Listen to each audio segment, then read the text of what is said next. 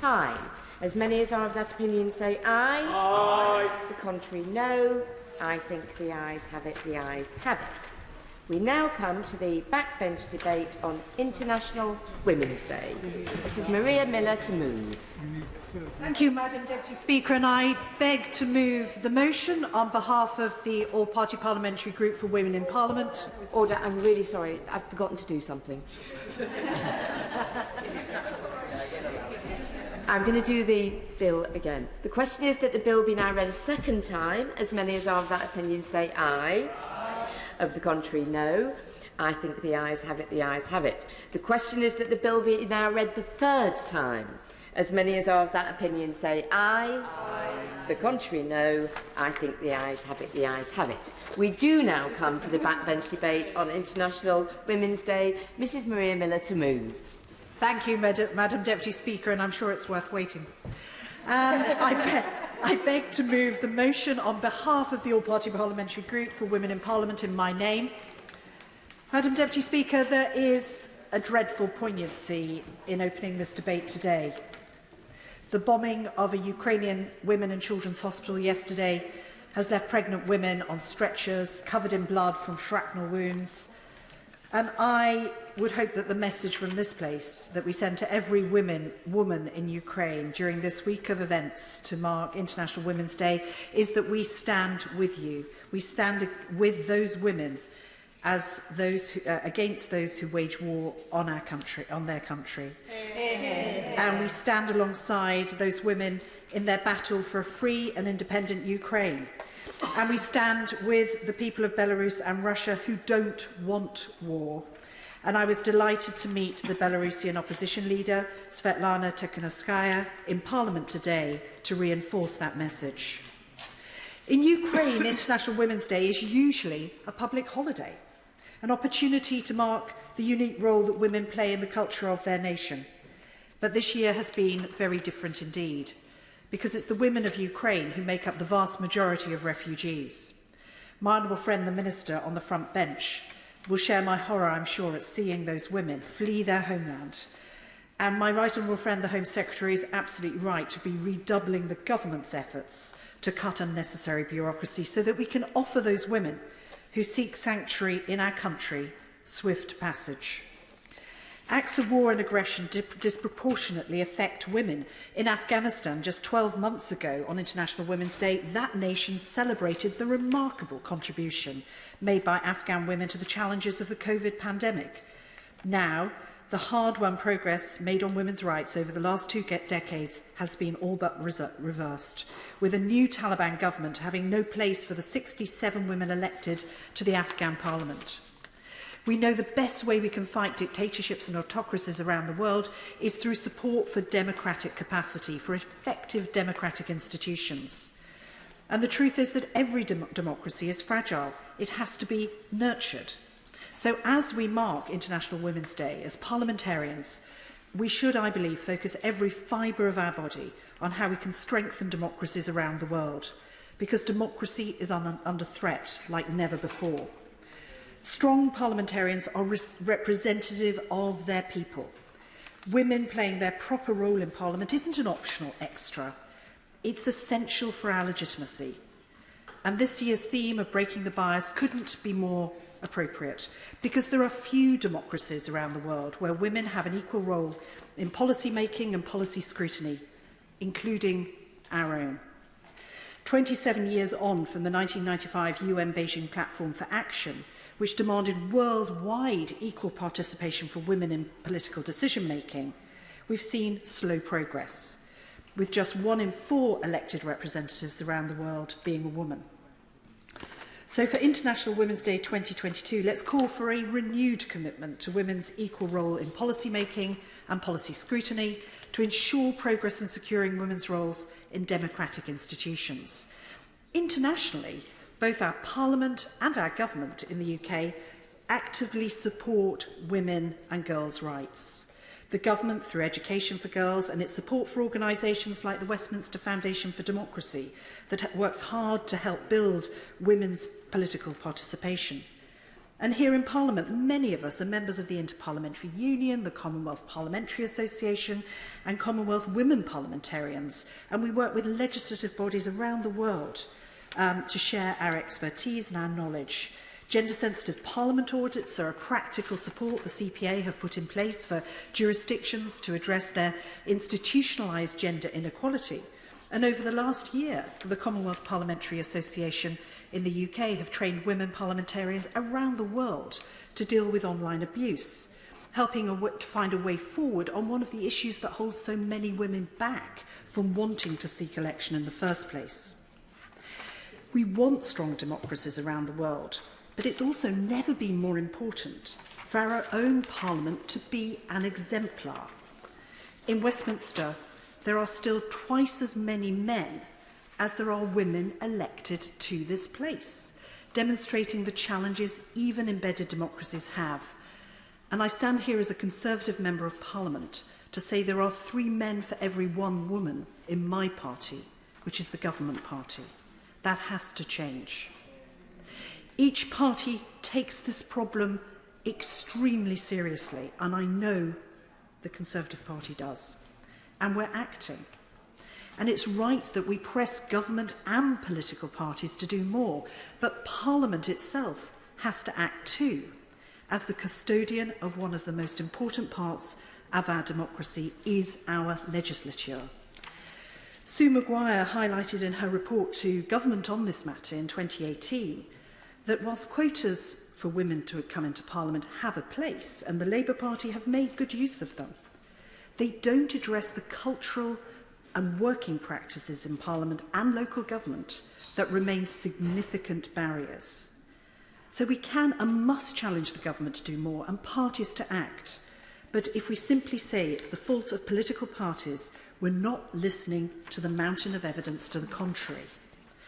Now, I'd like to applaud Mr. Speaker for creating a real momentum for change here, even before he was Speaker, for the first time addressing issues like personal security of members. But we also now have a behaviour code, and we have grievance procedures, thanks to my right honourable friend, the member for South Northamptonshire. We have proxy voting for new parents and effective procedures to deal with bullying, as we saw a little earlier this week. But what about the other measures that have been put forward? Where's the progress there? Affecting change in this place can feel almost impossible. And whilst we have select committees to hold the government to account, where's the mechanism to hold ourselves to account? There's no structure within Parliament for members to identify a programme of coordinated change, a coherent and transparent and accountable change that would make this place somewhere that more women want to come to and to stay. As the Women and Equality Select Committee report published last week by my right honourable friend, the member for the chairman of the Select Committee, Romsey, the member for Romsey, said, 5 years on from the Child's Good Parliament report, and 10 more reports like that, Madam Deputy Speaker, many of the recommendations that have been put forward remain unanswered. Now, some of the actions can be delivered by Parliament, and some need Parliament to work with government. But what we need, above all, is a coordinated plan of action for our House of Commons to get our House in order, to get equal representation of women as a top priority. And I'd like to just give a couple of examples before I draw my comments to a close. To ensure the government implements Section 106 of the Equality Act, which is already in place, to require parties to publish data on the diversity of their candidates and to appoint appointments to the House of Lords, a recommendation made more than 5 years ago. That we can focus our House Service public engagement on women's participation in democracy, reaching out to women across the United Kingdom to consider standing for election in the way that we did in the APPG event on Tuesday evening, attended by more than 100 women. But those events shouldn't be held by members, they should be held by the House of Commons to be encouraging more women to stand for election. We need to focus the House Communications team to talk about the positive changes we've already made to our culture here as a result of the new behaviour code and the grievance process. We need to work with the government to ensure legislation and enforcement against online threats which disproportionately affect women members. And we need an embedding of a programme of training for members who are using social media. Actions we know that need to happen, but we need to have a plan and there needs to be accountability for swift progress. Madam Deputy Speaker, we are the custodians of our legislative body, and I thank the Backbench Business Committee for securing the time for this debate today and for the APPG officers and members for their support in this debate today. A representative and inclusive House of Commons is essential for the fully effective functioning of a parliamentary democracy. The House itself has a unique responsibility to take steps to make sure that we are representative of the population. Recruiting good people is a matter for political parties, but parties can't change what people think of Parliament, how they feel about working in the House of Commons. And I want the debate that we're having today to mark International Women's Day to be a call for action for our own Parliament. As members, we need to ensure the House of Commons is a place everyone aspires to be part of, including women. The question is as on the order paper. Colleagues will see that there are a good number of speakers for today's debate. I don't really want to impose a time limit, so my advice would be to speak for within 6 to 7 minutes, and that way we'll get everybody in. Colleen Fletcher. Thank you, Madam Deputy Speaker. It's a pleasure to follow the Right Honourable Lady from Basingstoke, and I want to associate myself with her comments, especially those regarding the women and children of Ukraine. Disagreements are par for the course in this place. So often we are divided, yet occasionally there are issues that bring us together, that unify our sense of purpose and drive us towards collective goals that can deliver a brighter, fairer and more equal future. This is one such issue, and the tenor and tone of today's debate is testament to that unanimity. Ensuring we can debate International Women's Day is so very important. It gives us a chance to reflect on where we are as a society and on the progress we have made to date on gender equality. But equally, it helps to highlight how much further we still must go to achieve true equality, and marks a call to collective action and shared responsibility for delivering and accelerating gender balance. While it's clear we've come a long way and made significant progress in recent decades, we still have a mammoth task ahead of us to achieve full gender equality. The gender pay gap still exists. Women continue to face workplace discrimination, misogynistic abuse is rife, violence against women and girls persists, and women still fall behind men in terms of healthcare and education. While these inequalities remain, the need to mark International Women's Day is stronger than ever. Of course, this is particularly true given the impact of COVID-19, which hit women disproportionately hard and which analysis suggests could have put gender equality back decades. Indeed, at the height of the pandemic, a report looked at the impact of COVID-19 on women in my city of Coventry. It found that pre-existing inequalities in debt, violence, healthcare, employment and childcare had been exacerbated.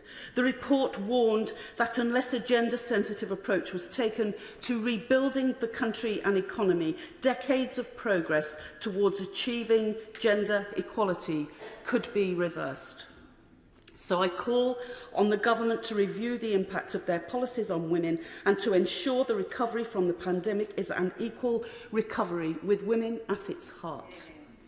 While International Women's Day provides an opportunity to shine a light on such inequalities, it's also a time to celebrate the social, economic, cultural and political achievements of women.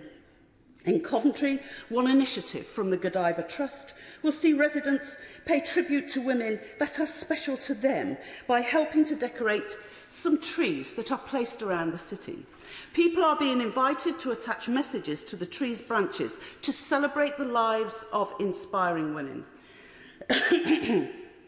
That made me think about the inspirational women who have touched my life and who my message would be about. I'm privileged to say there have been many influential women in my life, but I want to pay a special tribute to my mum and my two sisters.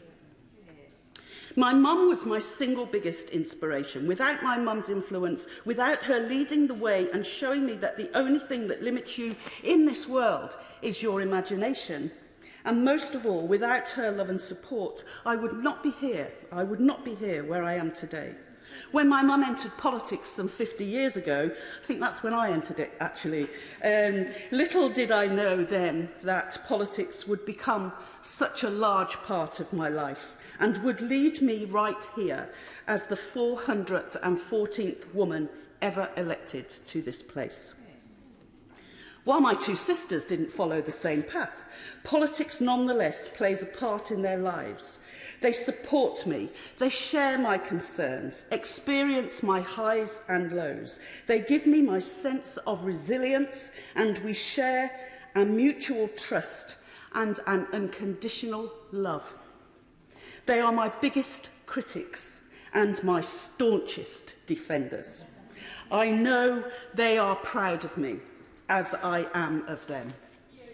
So as we mark International Women's Day, let's pay tribute to those closest to us, our carers, our mothers, grandmothers, sisters and aunts, the often unsung heroes who nurture and guide us, who shape our futures through their sacrifices and selfless actions, and whose very presence contributes to who and what we are today, even if we don't always recognise it.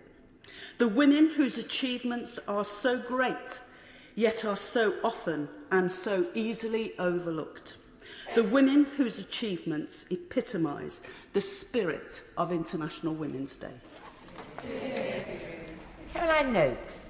Thank you, Madam Deputy Speaker, and it is an absolute pleasure to see you in the chair. International Women's Day is a day to celebrate, and I have doggedly this year looked for things to celebrate, perhaps with a very grim sense of determination. But I am going to start with a focus on a very few positive things, and I'm actually going to start with talking about a young boy who on Monday said to me in his school assembly, "Tomorrow's International Women's Day, what are you doing to celebrate?"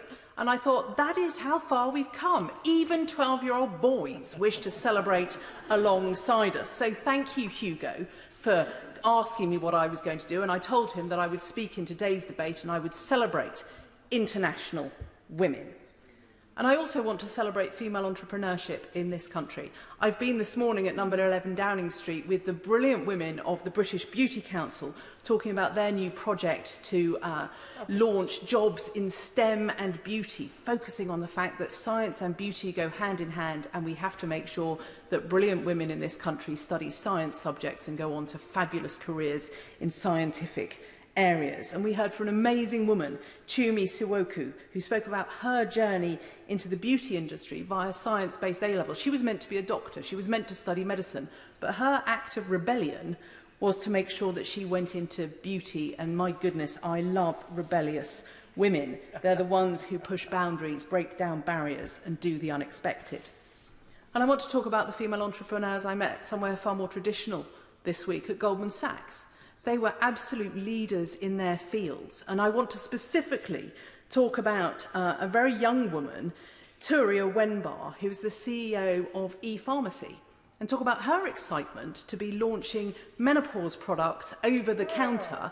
And she was in her 20s still and talking about the menopause. And that shows how far we've come, and it pays tribute to the work of my, I was going to say honourable friend, she is my honourable friend, the member for Swansea East, who has done so much to break down those taboos and stigma around the menopause. And Turia spoke absolutely unashamedly of her determination to create prosperity, to create jobs for other women. And she spoke about bias, her personal bias, in employing more women in her organisation. That is one bias we do not wish to break. And I'd also like to pay tribute to my honourable friend, the member for Lewis, who has done so much work around the menopause, around women's health, and we can look forward to, in a very few short weeks, the female health strategy coming forward. And I would like to say that as the Minister for Patient Safety and Primary Care, she has been a breath of fresh air. On staying on that theme, I also wish to say that I look forward to the Secretary of State for Digital, Culture, Media and Sport making real difference with her forthcoming online safety legislation. That could be a real game changer for young women, and indeed men, for whom the online harms they currently face every single day can spill over into real life. And I have no doubt about her mission and determination to bring forward a fiercely effective piece of law. And there are other colleagues, my honourable friend, the member for Sevenoaks, who is here, who's done so much brilliant work around Botox. It seems really trivial to be talking this morning about the beauty industry and lipstick and to be talking about Botox and her legislation, her private member's bill, which makes it illegal to give Botox to the under 18s. We need to be protecting young women from the dangers of injectables and cosmetic procedures that can go horribly wrong. They can alter their looks forever. And actually we need to be protecting young women from that Love Island identical face, which actually looks pretty awful. Yes. And I'd like to celebrate the brilliant female scientists who made vaccines for COVID possible. But actually today I don't want to celebrate at all. I want to talk about International Women's Day and the women we've seen in war, impacted by the Putin invasion of Ukraine, killed by the war, reporting on the war, whether as a journalist or a citizen journalist via social media, whether it's the doctors in the hospitals tending to the sick and the wounded, whether it's the maternity hospitals we have seen bombed. And I want to talk about one specific woman, Yaroslava Antipina. I don't know her. I'd never heard of her before the war started, but she's keeping a daily diary of her life in war. And I know from what she's written, she wants to have her life back. She wants to be able to drink coffee in peace with the people she has met on Twitter. She's fled her home, and I wonder what it would feel like for all of us if we had been forced out of our homes and made to live again with our mothers in a different part of the country. She has taught me that in Ukraine, International Women's Day is a holiday. Well, there's a great idea. Perhaps we could introduce that here. But it's not a holiday from war, and she wears a sweatshirt that says Superwoman, and she genuinely is one. She wants to be able to buy jeans, but she doesn't know whether the shops will be open, whether the small shop she's gone to today will be open between 12 and 3. So she has launched Operation Jeans because she just wants to have a spare pair of trousers to wear. And she's established her regular no makeup war look, and she posts photographs of it. And I want to imagine what that would be like for each and every one of us coming into this chamber with no makeup. It's why I referenced cosmetic procedures and the British Beauty Council earlier, because we take all that for granted. And if we were her, we might have to accept that for the foreseeable future, everything looked different and our faces looked different. And she talks of this life and that life. This life is the present, her reality. That life was what she had before: freedom, her coffee with friends, her jeans, her lipstick, her life in Kyiv. So whilst we celebrate International Women's Day here, we have to recognise that just as Yaroslava has a this and a that life, there is a life here and a life there. Here there are no bombs, there are jeans in the shops, and we can drink coffee whenever we want. And there is a there where there are none of those things. And there are little girls in bomb shelters singing the song from Frozen, and female doctors dodging bombs to treat the sick, and female MPs staying defiantly in Kyiv, in their capital. And there's a former Miss Ukraine who is brandishing her assault weapon and is in army uniform. And there are women on the borders of Ukraine with their children, having left their husbands, their fathers, their sons behind to fight.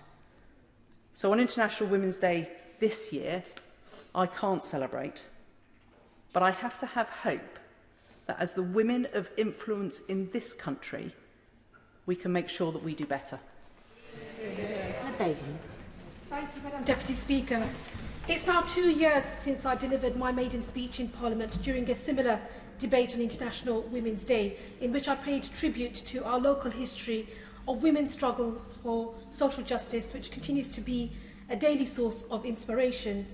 To quote the amazing Greta Thunberg, International Women's Day is for protesting against and raising awareness about the fact that people are still being oppressed or treated differently because of their gender. And Madam Deputy Speaker, we still do have so much to protest against. Today's debate comes at as the cost of living crisis is fostering a sense of injustice, uncertainty and anxiety across the UK. set against the brutal backdrop of the pandemic and a decade of conservative austerity. We know that the COVID-19 pandemic has meant that women have been more likely than men to lose their jobs or reduce their paid work, given that they are more frequently employed in sectors that have been directly disrupted by lockdown and social distancing measures. Women, particularly Black, Asian and minority ethnic women, continue to account for around 2/3 of low earners and are more likely to be working on zero-hour or part-time contracts. The increased overlap of working and caring responsibilities has added to the ongoing reality that caring continues to be a major factor in women's ability to participate on equal terms. To put it simply, Mr. Deputy Speaker, women still face structural economic inequality throughout their lives, and this intersects with other structures of inequality, including race and disability. We also know that violence against women, including trans women, continues to blight our society. Women die and are dying every day, while support services continue to be cut. Now, I know personally that the impact of domestic abuse on the mental health of survivors can be truly devastating. Yet there continue to be many barriers and many challenges facing survivors when they are trying to access help. We know that ethnic minority survivors of domestic abuse suffer for 1.5 times longer before seeking help, and as such, we urgently need funding for services, in particular specialist community services and specialist refugees. As the chair of the APPG on domestic abuse and violence, I am delighted to be working with Women's Aid and others on their campaign Deserve to be Heard, and to argue for domestic abuse to be recognised as a public health priority.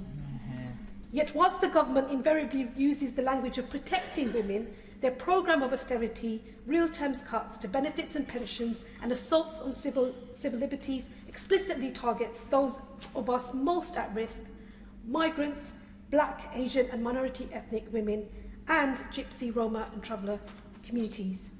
The cruel no-recourse to public funds condition prevents women from accessing help when most at need. And the hostile and racist immigration system tightens around women facing deportation, imprisons women in unacceptable conditions, and even sees women drown at sea when they try to seek safety. And I plead with the government today, please scrap the inhumane Nationality and Borders Bill, which risks criminalising refugees, including Ukrainian refugees, who arrive in the UK through an irregular route, and instead ensure that there are always safe routes for those seeking sanctuary and asylum. Too often, under this government, the very institutions that are meant to be there to protect us are in fact failing us over and over again. And women are being told that we must forget that only a year ago, Sarah Everard was killed by a serving police officer. We're expected to ignore that there is clearly a problem within the police regarding racism and misogyny that needs to be urgently addressed. And structural racism itself has long been identified in the police, with the Lamy Review of 2017 finding that arrest rates are twice as high for ethnic minority women as compared with white women. And this has been found to lead to an increased distrust of the official support services in the ethnic minority communities, leading ethnic minority women to be less likely to report experiences of violence and receive support. So yes, Mr. Deputy Speaker, International Women's Day must be about highlighting these ongoing injustices. But more than this, I think it is about pointing the way to overcome such wrongs. Now, whilst International Women's Day has historical association in recognising women's oppression and exploitation, it is also a time when we have highlighted the victories which have been won. Whether that's standing up against violence and austerity, or struggling for better working conditions, or demanding equal pay, women have always played a vitally important role in the struggle for social justice, rallying, organising, protesting and inspiring millions of us and winning against the odds. From the industrial action by the matchworkers at the Bryanton May factory in 1888, or the historic strike action by female sewing machinists at the Dagenham Ford Motor Company in 1968, or Jaiban Desai leading a walkout at the Brunswick Film Processing Laboratories in 1976, or Southall Black Sisters being on the forefront of challenging domestic and gender-related violence locally and nationally for decades. So yes, today is about inspiring us to overcome, and there is lots to inspire us. And that's why I want to finish, Mr Deputy Speaker, by highlighting the victories secured by Unite the Union members working for Bart's NHS Trust this month, after strike action in which Black, Asian and minority ethnic women in particular played a crucial role. I applaud their bravery and their determination in fighting exploitation, standing together day in, day out, in the cold and in the rain, demanding that change that they deserved.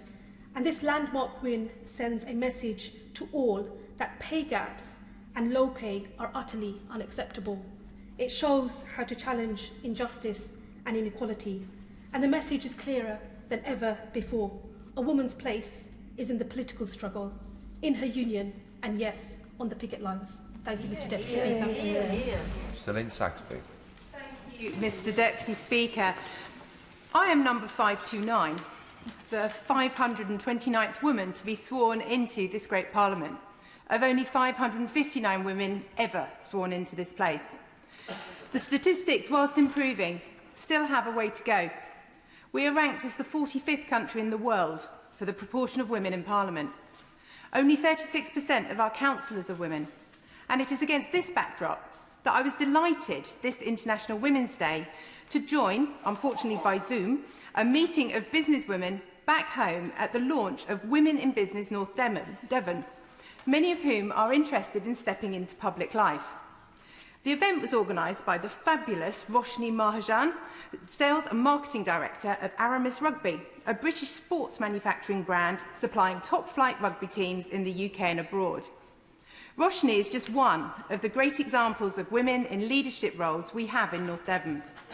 From our business leaders like Kate Cox, CEO of Bray Leno, one of the largest digital marketing businesses in the UK outside of London, Paula Byers, founder and director of LimeCloud Limited and chair of Digital North Devon, as well as being on multiple steering committees like Tech South West. We have leaders in the social sector, like Sue Wallace, chief executive of the vital North Devon Against Domestic Abuse, and Rosie Bratcher, a leading lawyer specialising in complex child and family matters, as well as Michaela Willis, who came out of retirement during the first lockdown and set up the National Bereavement Partnership, which has worked tirelessly ever since, providing a support helpline, counselling referral and befriending services for all those suffering from bereavement, grief, living loss, mental health issues and affected by the global COVID-19 pandemic. Plus the amazing Suzanne Tracy, leading the North Devon Healthcare Trust and the Royal Devon and Exeter through a crucial integration of the trusts and investment in our healthcare system. I very much hope, highlighting these women, many of whom will be unknown in their local community, that their achievements may encourage others to step up, undeterred from whatever they may believe is holding them back. And my apologies to the other brilliant women in North Devon that are not in my speech today. As women, we are wired a bit differently. We often think things through so far, we have talked ourselves out of them before we have even considered that we could do them. And in my mind, it is no wonder, as still there are pockets of resistance that we need to tackle, something as fundamental as violence against women and girls. The Honourable Member for Yardley will no doubt jerk tears as she recalls those so tragically taken from this life by men around them. And yet I received this letter from a constituent in a position of authority on the one-year anniversary of the dreadful murder of Sarah Everard about the, in his words, extensive media coverage of the Home Secretary's statement on the government's directive to the police about keeping women and girls safe in public places, and government money being supplied for that purpose.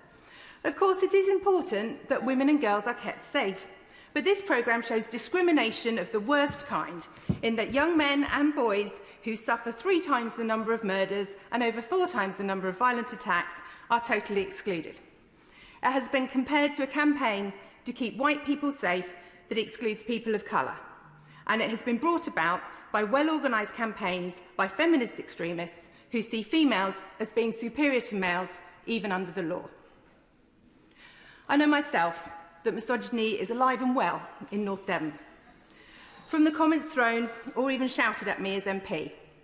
and have also taken steps to ensure when that has crossed from what might be considered banter to become abuse, that they have seen the full force of the law. And I hope that other women will follow my lead and call out what is simply unacceptable. And I look forward to working with our fabulous Police and Crime Commissioner, Alison Hernandez, as we work towards securing safer streets in North Devon. We all know, as women here, the abuse comes with the territory. And as I explained to the women on the business call this week, thinking about stepping into public life, it is bad on social media as an MP, and somewhat less so as a councillor. But we know as women we are stronger when we work together, and the support we all give to each other here when dealing with these matters. And I hope it never deters more women in North Devon stepping into public life. I may be the first female MP for North Devon, but I very much hope I'm not the last. This International Women's Day is particularly poignant, given the situation in Ukraine with today's horrific scenes, women and children leaving husbands, fathers, sons behind to fight, whilst many Ukrainian women have done so much and even taken up arms themselves. In a week where we have heard the President of Ukraine quote Churchill, walking down Whitehall and seeing the statue remembering the contribution of 7 million women in World War II has taken on a whole new significance, with so many inspiring women on the front line in Ukraine. Slava Ukraini, we all stand with Ukraine. This year's International Women's Day theme is Break the Bias, which their own website describes as working towards a gender-equal world, a world free of bias, stereotypes and discrimination, a world that's diverse, equitable and inclusive, a world where difference is valued and celebrated. Together we can forge women's equality. Collectively, we can all break the bias. Jess Phillips. Thank you, Mr Deputy Speaker. First, I must start by thanking the Speaker's Office for their understanding every year in making time for me to read these names, and to the Right Honourable Member for Basingstoke for always calling this debate. This year in the gallery we are joined by Carol and Matt Gould and their son Zeb, and by Julie Davey. They are the families of Ellie Gould and Poppy Davey Waterhouse, whose names I have read out on previous years, both brutally killed and taken from their families. The act of remembrance that we undertake here every year is completely down to the work of Karen Ingala Smith and the Counting Dead Women project. She's the only person keeping this data, but her painstaking work over many years has meant that, unlike 7 years ago when I first read this list, we are all more aware of the peril of femicide. This wasn't the government's doing, it wasn't them doing the work, it was women. Women giving their labour away for free. This week I invited the families of the women I have listed over the years to come here to Parliament. Myself and the Labour Party will be working with them to build up a family's manifesto for change. Each one of them had stories to tell about their daughters being murdered, or their perpetrators were on bail, or how their mother's killer only went away for 6 years because he had taken drugs before he killed her, or the killings that went uninvestigated because the woman had taken drugs. Today we live in a society where the excuse a perpetrator who kills uses to get a lighter sentence when applied to a woman who has been killed is used to victim blame and diminish her innocence in the trial of her own death. Every name I am about to read, there will be a story about how better mental health services, even the slightest suggestion of offender management, or the availability of quick specialist victim support would have saved their lives. The perpetrators killed, but it is on us in here if we keep allowing a system where women live under the requirement to give away their labour for free in the pursuit of their own safety. The final name on the list last year when I stood here was a name that we all know.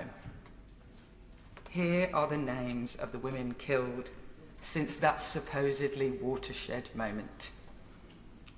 Karen McLean, Stacey Nell, Smita Mistry, Samantha Mills, Diane Mansfield, Patricia Audsley, Phyllis Nelson, Claudia Soltis, Simone Ambler, Emma MacArthur, Sherry Teresa Milnes, Constanta Bunea, Jacqueline Grant, Loretta Herman, Sally Metcalf, Sarah Keith, Peggy Wright, Charmaine O'Donnell, Michelle Cooper, Kerry Bradford, Julia James, Beth Aspey, Susan Booth, Maya Zulfikar, Maria Rawlings, Shanice Gregory, Agnes Acom, Wendy Cole, Caroline Crouch, Svetlana Mihalaki, Nicola Kirk, an unnamed woman, Ajita Jasleru, Alison Stevenson, Lauren Wilson, Penina Kabeba, Jill Hickory, Bethany Vincent, killed alongside her 9-year-old son, Leah Ware, Esther Brown, Michaela Hall, Mildred Whitmore, Stacey Clay, Linda Hood, Marlene Coleman, Sophie Cartledge, Gracie Spinks, Kim Dearden, Michelle Hibbert, killed alongside her husband, Sally Poynton, Catherine Waddleworth, Sukhjit Bandial, Elsie Pinder, Catherine Stewart,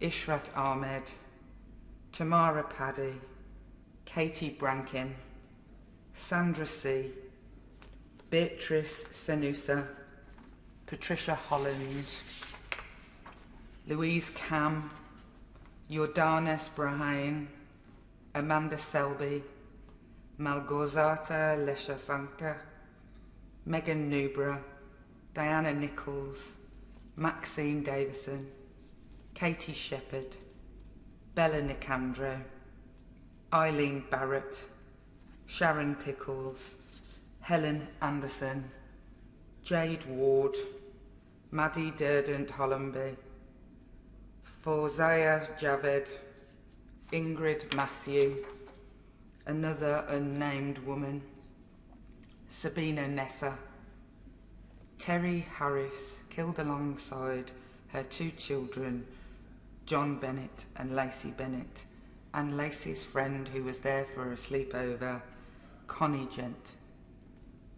Sukhjit Uppal, Norma Girolami, Jakuki Jabbo, Nicole Hurley, Bonnie Harwood, Katrina Rainey, Marta Chipmalenka, Ruth Dent, Josephine Smith, Dawn Walker, Yvonne Barr, Sarah Ashwell, Tambi Dowling, Pauline Quinn, Ilona Golobeck, Alexandra Morgan, Tricia Livesey and her partner Anthony Tipping, Bobby Ann MacLeod, Borrie Benko, Jennifer Chappell and her husband Stephen, June Fox Roberts, Malak Adabazada, Fernanda, Amber Gibson, Lily Sullivan, Camille Morgan,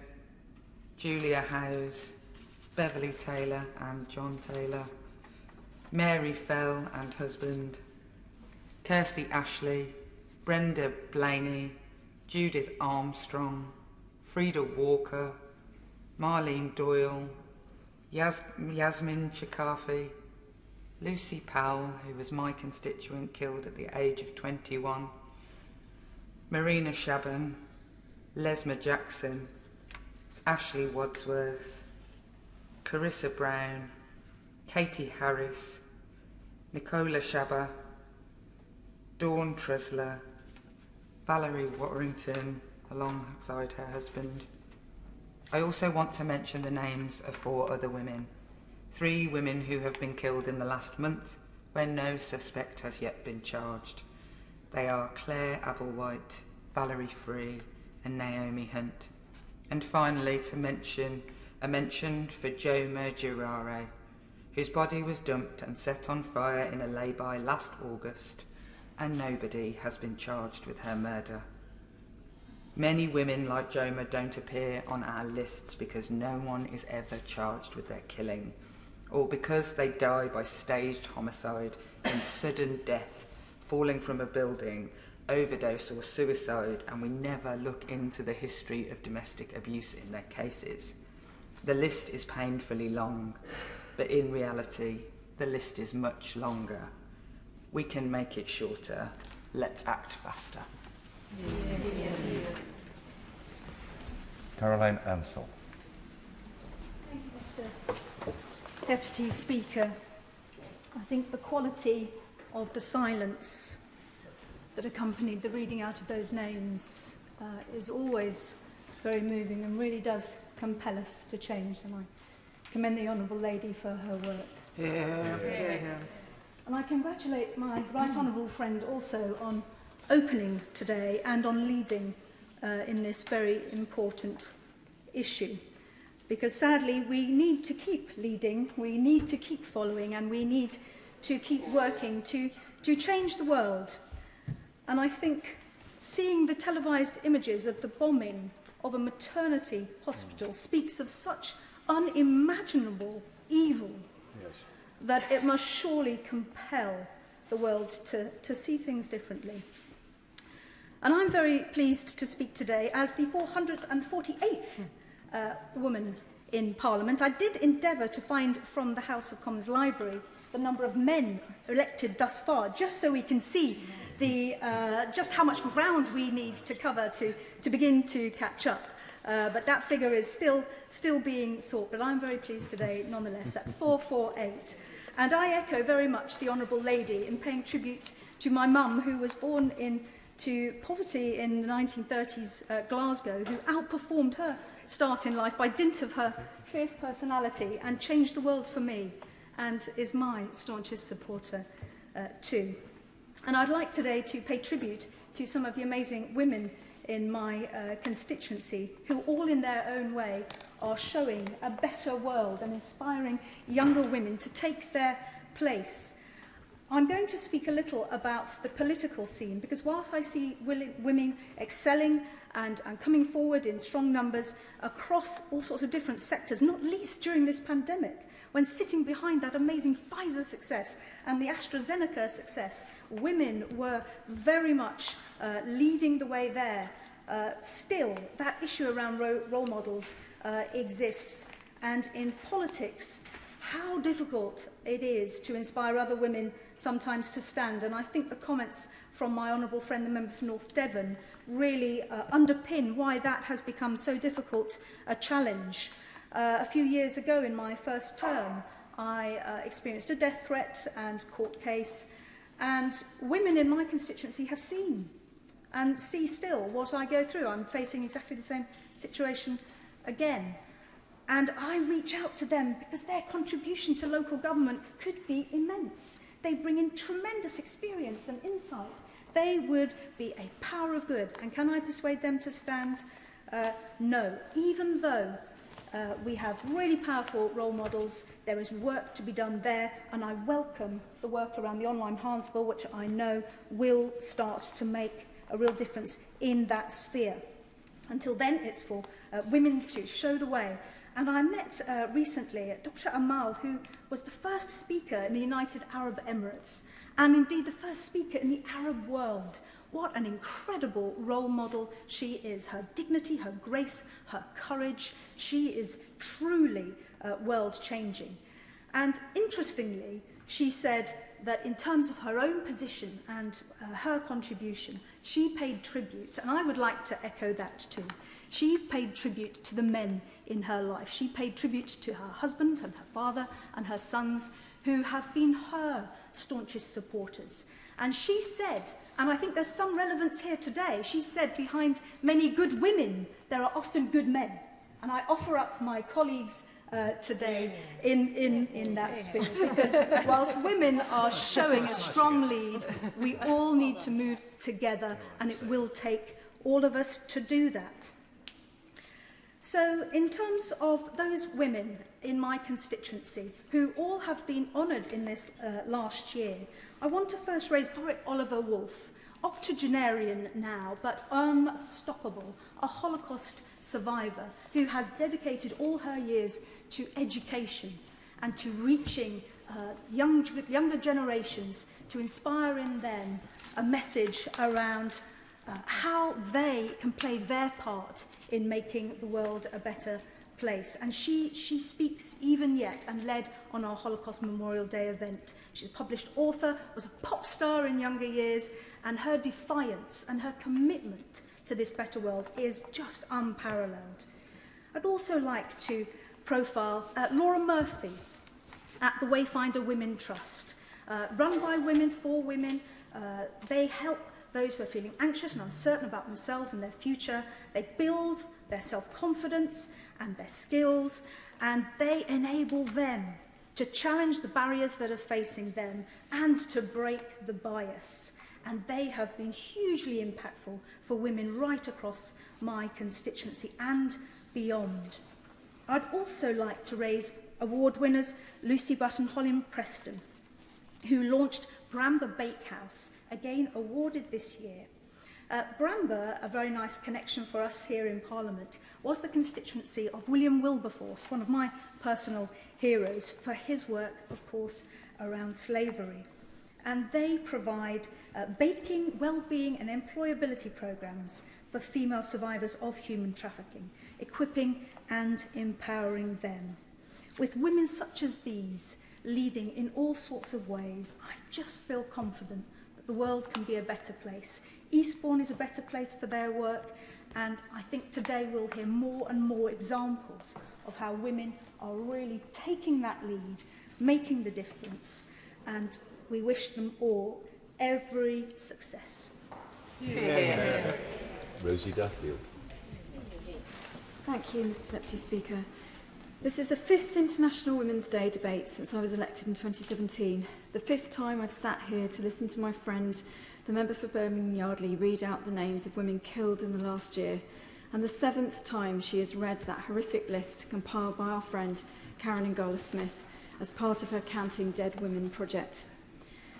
This year's list is even longer than the last, but with several cases yet unsolved and many yet to go through court, this vile list and those grim statistics are sadly only going to increase. It seems that those 125 men clearly haven't been listening, clearly didn't hear as women around the world said enough, didn't see or hear those women at the vigils for Sarah, and weren't listening as we debated in this place and spoke about women's rage and pain and what it's like to live in fear. We can add these men to the many whose victims were included in the work of artist Wilma Wolf, who visited Parliament this week. Her decorated dinner plates show women killed by men, listed by year, and with a symbol to indicate how they met their deaths. Those symbols show a grim range of causes, from strangulation to being burnt, poisoned, drowned, shot, pushed from a balcony, decapitated, and so on. Wilma says of her work, made in conjunction with the Femicide census, that it is designed to remember the women who have needlessly lost their lives, and also to highlight the institutionalised and systemic acceptance of this human rights abuse, which is often regarded as an inevitable part of men and women coexisting. The Femicide census states, there is little suggestion that any intervention over the past 10 years has had a significant impact, or even any impact at all, on the number of women being killed by men. This, then, is surely now an absolute emergency. In the last couple of weeks alone, we've talked about this crisis, violence against women and girls, violence, rape, murder, whether at home or in a war zone. Violence affecting 51% of the population, women who work, women who vote, Women watching as we fail to do anything at all to reduce these horrific statistics. What? Certainly. Does she agree that there are some walks of life, for example the armed forces, where women face even greater barriers to receiving support for domestic violence or harassment? And would she agree that the government should be working to ensure there's parity so that the right support is offered to all women? Thank you very much for the member's points, and I absolutely agree. What do women have to do? Collectively go on strike, stand still, lay down, leave our workplaces, our homes, stand in the road, the motorway, silently disengaging with the systems and society that refuse to see or hear our rage? This is not a political hot potato. It's about society. Our representatives here have to lead, change, demand change, and show change. It's our duty. Men need to know that without question or exception, this will not be tolerated. That nothing at all awaits them if they hurt or kill women apart from a prison cell. Families of victims visited us here this week, again thanks to the heroic member for Birmingham Yardley. Their pain at the loss of their loved ones, made worse by layers of injustice, keeping those wounds as raw as when they first heard that devastating news. Injustices that would shock most people, such as the killer of their daughter, sister or mother still having control of her money or access to her children. The fact that he raped her not being included in the charge sheet or factored into the sentencing decision. We have to do better, and this all has to change urgently. Drastic action, changes to our courts, police, legal systems, whatever it takes. We should be demanding this on behalf of women in the UK, and I'm demanding this as someone whose name could once have been read out by my honourable friend. Let's show that we are listening and making these lists shorter every year. Next International Women's Day, I pray that we are not having to be as angry, that we are celebrating change and hope, and above all, freedom for the incredibly brave women of Ukraine. Katina. Deputy Speaker, I'd like to congratulate the Right Honourable Member for Basingstoke for bringing forward this important debate. As ever, it's a pleasure to follow the Honourable Member for Canterbury and the many members who've spoken so movingly about the women in Ukraine and also women facing the most severe violence in this country. In the spirit of this year's theme, Break the Bias, I want to focus my remarks on girls and women in science, maths and tech careers, and I want to start by telling two stories. Born in 1815, Ada Lovelace was the child of poet Lord Byron and mathematician Lady Byron, who had a passion for mathematics from an early age, and despite childhood illness, Ada let nothing hold her back. Aged 12, she decided she wanted to fly. She examined the anatomy of birds and explored the best materials to create herself a set of wings. As a teenager, at just 18, she was working with mathematician Charles Babbage on one of the very first computers, almost 200 years ago. And despite later marrying and becoming a countess, she did not give up her passion for a life of leisure, and her work on the analytical engine means she's widely recognised as one of the world's first computer programmers. A half a century after Ada was born, Agnes Pockels was born in Germany. She couldn't study at university like her brother because women weren't allowed to at the time, and she had sick parents at home and therefore a lot of caring responsibilities. Stuck at home, carrying out all the household chores that I'm sure we will all recognise, Agnes noticed soap building on the surface of her washing water. Aged 18, she began conducting experiments at home to understand more. And although she was locked out of accessing scientific literature, this did not stop Agnes. In 1891, she published her first scientific paper, Surface Tension, and she's now recognised as a pioneer in the field of surface science. If we ask ourselves why we are here today, it's because women have historically been disenfranchised, disempowered, and devoiced. I would happily give way to them. Because she is just bringing to our attention a very interesting woman who has made lots of scientific process. And I just wanted to make sure that she knows about Caroline Herschel. Together with her brother, she was an astronomer. And actually, she did more work than him, but her work wasn't recognized.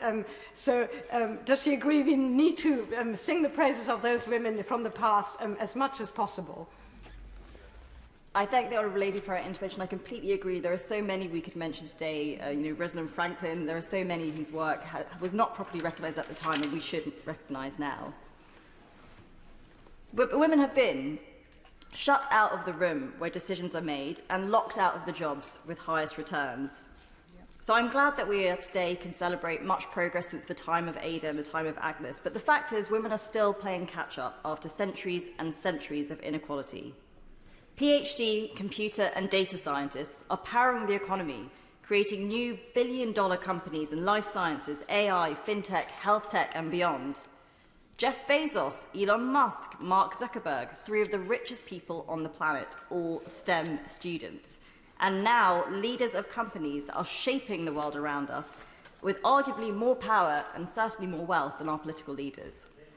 In the years ahead, Wall Street, the new Wall Street, is going to be a wet lab.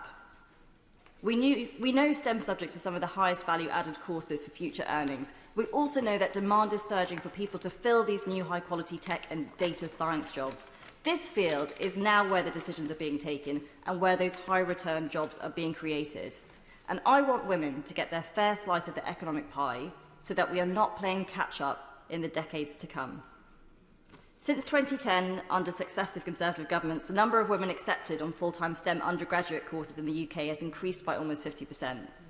But women still remain deeply unrepresented in STEM subjects. Girls are only half as likely as boys to say their strongest subject is science or maths, despite the fact that we know that they now regularly outperform in these subjects. A Girl Guide survey last year showed over half of 11 to 21-year-old girls and women said that they felt that STEM subjects were more for the boys.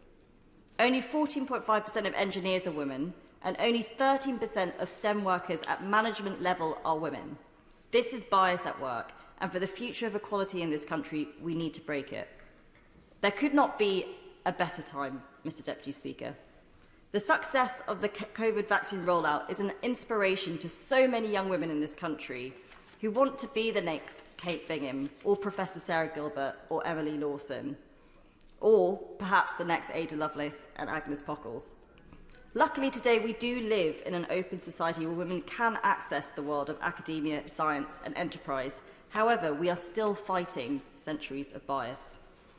That's why I'm delighted to be working with our fantastic Children's Commissioner, Dame Rachel de Souza, to encourage more women, particularly into advanced mathematical courses. And we'll be hosting a roundtable later this month. If any fellow members are interested, please do get in touch. It is of the utmost importance to ensure in the centuries ahead that women are not playing catch-up once again. Aaron Pellet. Mr. Deputy Speaker, and it's always a privilege to speak in this debate. And I thank the Honourable Member for Basingstoke for bringing it forward year on year. Mr. Deputy Speaker, despite the great progress made by women that have come before us, women today are still subject to huge economic, social and political inequalities right across the world. Intersectional inequalities in particular should be highlighted here today. And in their 2020 report and recommendations to the First Minister's National Advisory Council on Women and Girls, they defined intersectionality as a framework for understanding how multiple categories of identity, such as gender, race and class, interact in ways that create complex systems in terms of oppression and power. How must it feel to be a woman who is disabled, who is of colour, in the world today, even here in the UK? And we know that disabled women are often disproportionately impacted by many of the inequalities that folk experience here. The Glasgow Disability Alliance, for example, which is based in Glasgow, has spoken of the triple whammy facing disabled women today, from being disabled, being a woman, and dealing with the impact of COVID-19. And here's a fact. An estimated 19% of women over 18 years old have a disability, compared to 12% of men. Astonishing and difficult to comprehend. Women, and disabled women in particular, face great bias and disadvantage in the workplace. Measures such as the right to call for flexible working from the start of employment would benefit these people and benefit women generally in particular, because women, and let's be honest here, have a hugely disproportionate share of caring responsibilities, making it difficult for some of them to maintain or even to take on work. Women are also more likely to miss out on things like statutory sick pay. The UK, as we all know, has one of the lowest sick pay rates in the OECD, and this means that many women are not eligible for it, even women on maternity pay. So this might be a good place and a good time to call on an urgent overhaul of the wholly inadequate statutory sick pay system.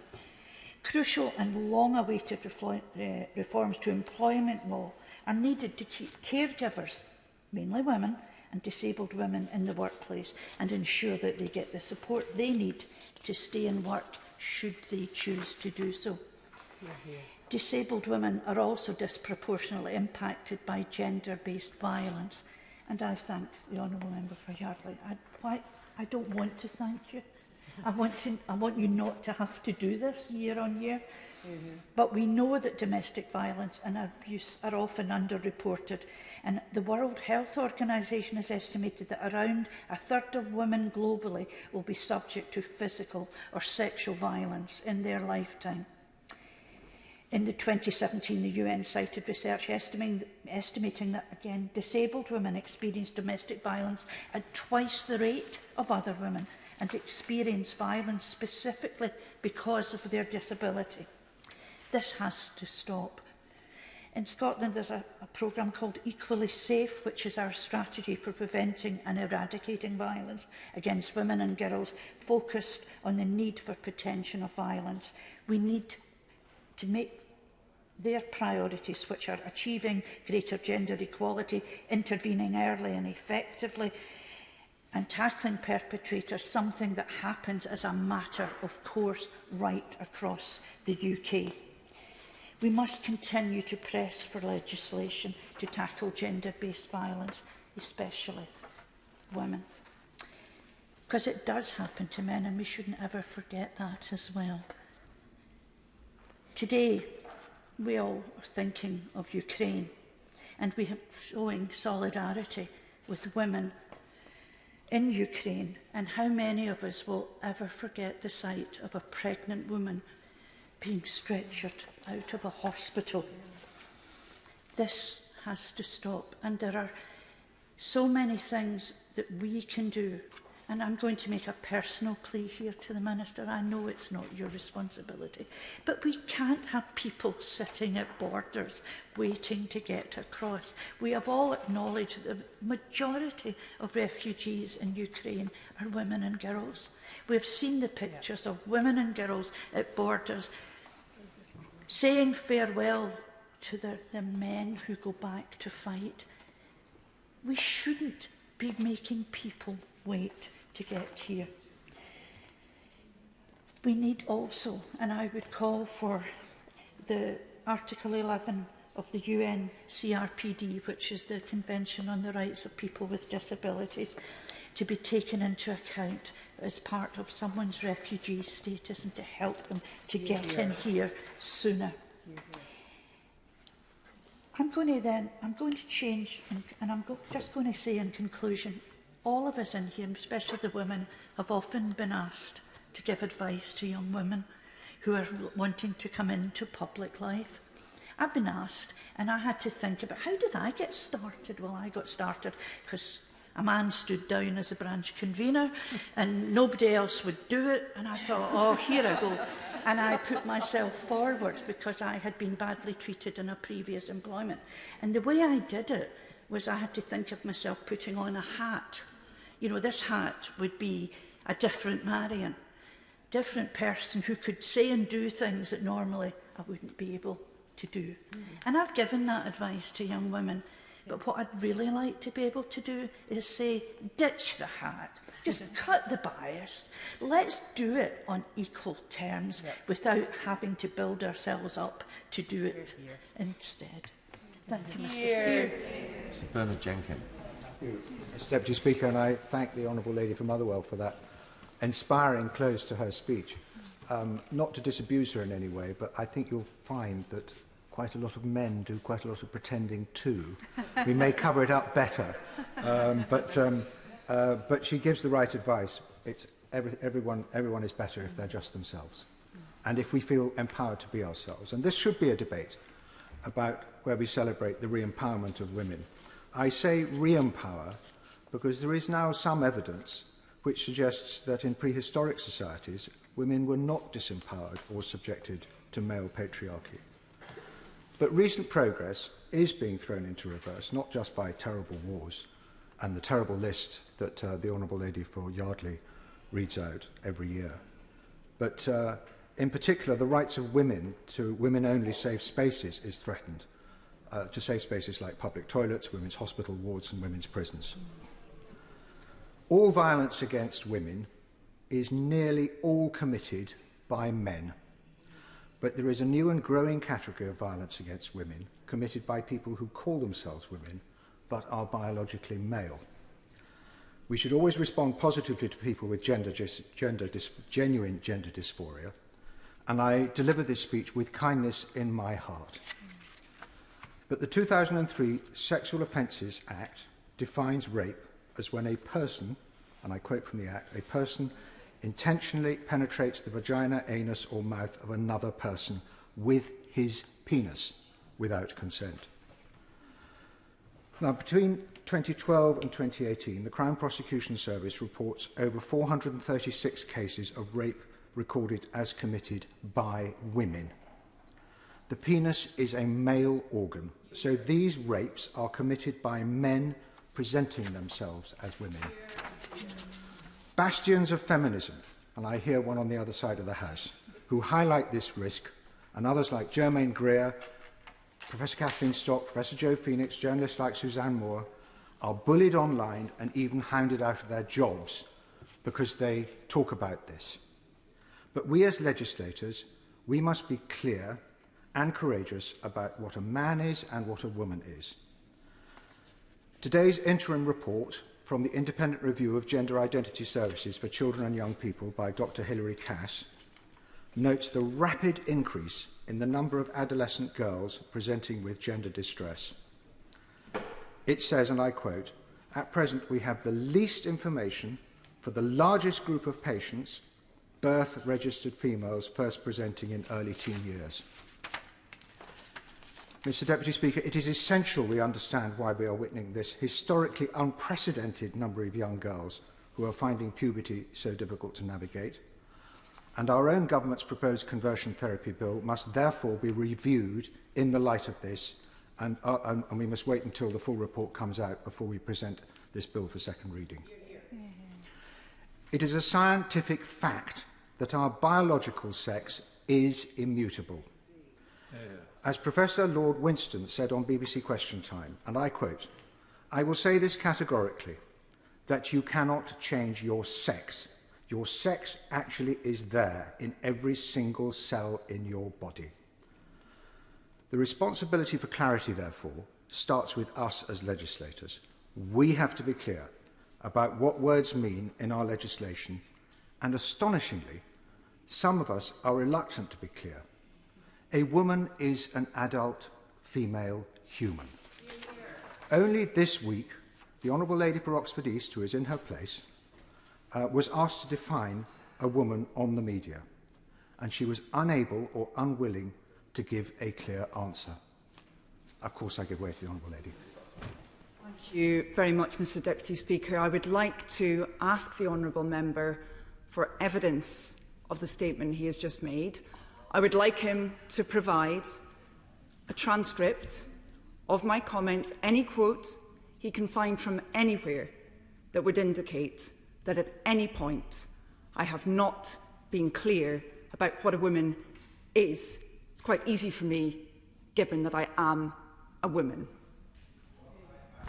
Furnish myself with a quote, but I'm very happy to write to the Honourable Lady. But I can promise the Honourable Lady that she did not answer the question when she was asked. And, OK, I give way again. Thank you, Mr Deputy Speaker. I'm afraid the Honourable Member appears perhaps not to have followed the evidence about what I have stated. Perhaps he may have consulted social media rather than looking at what I stated. I hope he will withdraw the comment he just made. Thank you. If I have misled the House by misrepresenting the Honourable Lady, I absolutely apologise for doing so. Give way? I will give way to my honourable friend in a moment, but I will check the facts and I will set the record straight if it is necessary for me to do so. I give way to my honourable friend. So I've just looked up the quote from the Honourable Lady, and it might well be that she can clarify this because she was trying to give to explain the Labour Party's official definition, but she was asked what her definition of a woman is, and she said that, with respect, it does depend what the context is, surely. So she wasn't giving a clear personal definition, but perhaps she's able to now. I will give way to her if she will give a clear definition. This has been a really well-natured debate, and it might be useful if we just move on. Mr. Speaker, there have been others representing the opposition front bench who have said things like, oh, I'm not going to go down that rabbit hole. And indeed, the Right Honourable Leader of the Opposition said on Mar that the phrase, only women have a cervix, and I quote, he said, is something that shouldn't be said. It is not right, unquote. This is a strange way to stand up for women's rights. The government must reply to this debate with clear definitions of man and woman, as enshrined in the Equality Act 2010. It must commit to preventing biological men, whatever identity they claim, and with whatever sincerity they claim that identity, from gaining access to women-only safe spaces. If not, the government is failing to protect women. I will give way to the Honourable Lady again. Thank you. I'm grateful to the Deputy Speaker. Is the Right Honourable Member aware that I in fact referred in my remarks to the Equality Act, which makes that provision for single-sex spaces, that I have done so repeatedly? It appears that he was not aware of that. I have no problem with criticism when it's on the basis of what I have done, but I do, with respect, have a problem with criticism on the basis of things I have not done, particularly, if I may say, during this debate. Thank you. Talking about the Honourable Lady at that particular point, but she's put on record what she feels, and maybe when she sums up the debate, what she said, okay, but maybe when she replies to this debate, she will give us a definition of what she thinks a woman is.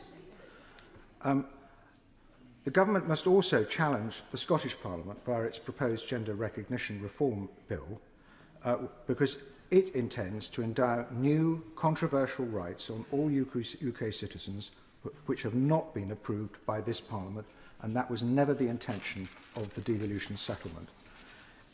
Anyone from any part of the UK would be able to acquire a gender recognition certificate in Scotland with no medical diagnosis. So they could change the sex on their birth certificate and so gain the rights to women-only safe spaces. This is completely unacceptable. Will my right honourable friend give... I give way to my honourable friend. Can I thank my right honourable friend for giving way, and I absolutely respect his right to make the speech that he's making. But he refers to safety in women-only spaces. Can he be clear in his remarks that for the past more than 10 years under the Equality Act, organisations like Women Aid and Refuge have been making sure those spaces are absolutely safe by using risk assessments on everybody who uses them, whether they're men or women or indeed trans people who may be trans. And so this issue, whilst important, is already being practically dealt with by organisations. Well, I'm afraid I think a great many women do not agree with her, and I'm speaking for them. And I think I'm most grateful. Just following on from that next point, Will you agree with me that there has been some confusion in the past about the extent to which single-sex services can be provided under the Equality Act, and the updated guidance from the Equality and Human Rights Commission, which is planned, would be very welcome? For that intervention, and I note what she says. The SNP Minister, Shirley Robinson, said when she was introducing the bill, and I quote, "There is no evidence that predatory men have ever had to pretend to be anything else to carry out predatory behaviour." I'm afraid this comment really misses the point. The point is that it does create new opportunities for predatory men, and I'm afraid my right honourable friend has to accept that there are plenty of instances where biological men have taken advantage of this new freedom granted to them to the detriment and safety of women. Women are taking flight from the political parties. I'm going to draw my remarks to a close, but I will give way. Yes, just to clarify, because there are some predatory men who always will find loopholes for violence, is that a reason for not protecting the most vulnerable communities in our that we have, and that's the transgender community? It's not the most vulnerable community. I don't follow what the honourable lady says. I'm in favour of protecting the trans community in this country. What I'm not in favour of is allowing biological men into women's spaces where they can threaten women as a matter of right, however risk assessed. I don't know how you risk assess somebody going into a public toilet. I don't know how you risk assess somebody going into other women's only safe spaces. The fact is that women are taking flight from the political parties that are supporting this kind of agenda, and at least the Conservative Party can be a safe haven for them if we stand up and speak for women. Osborne. Right. Thank you, Mr Deputy Speaker, and I would say that it's a pleasure to follow the member for Harwich and North Essex, but actually it isn't. It's unfortunate, it's a real pity that the member took today to make his views known to us, and which I found most unhelpful and out of step with today's debate, and a real pity that he doesn't use the opportunity to celebrate women and rather than take more time than any other woman has done today to make his speech. Mr Deputy Speaker, I'd like to start my contribution reflecting on the shared and collective experiences of working class women in the Jarrow constituency over the last 90 years.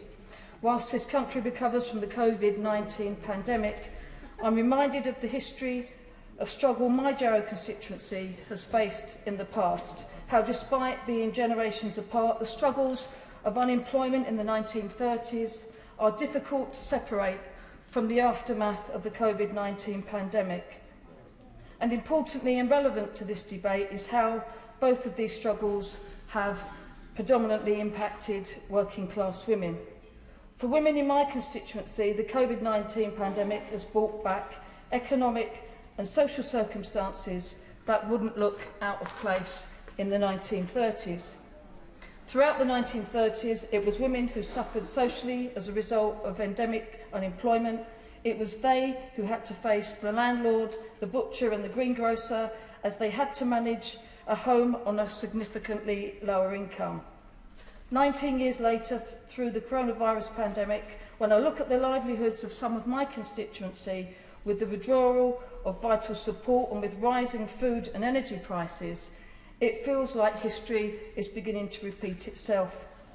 During the pandemic, support schemes such as the Job Retention Scheme and the Self-Employed Income Support Scheme overlooked existing inequalities women face in the labour market. A time where women took on the majority of homeschooling and childcare, regardless of whether they were in paid employment or not. The ONS reported that since the start of and at every point during the pandemic, women reported significantly higher anxiety than men, with women being 1.3 times lonelier.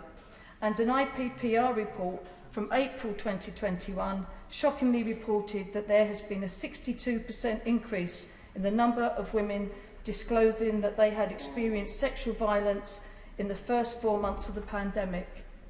And in the North East alone, there was a 179% increase in reports from women of abuse. When society grappled with the issues faced by 1930s unemployment, which peaked in Jarrow at 80%, the national government targeted the poor through the means test.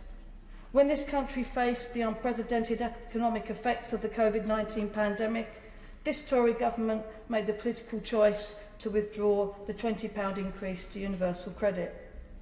All of these actions have one common denominator, past and present. For the people in my constituency, these actions have had a disproportionate effect on working class and marginalised women.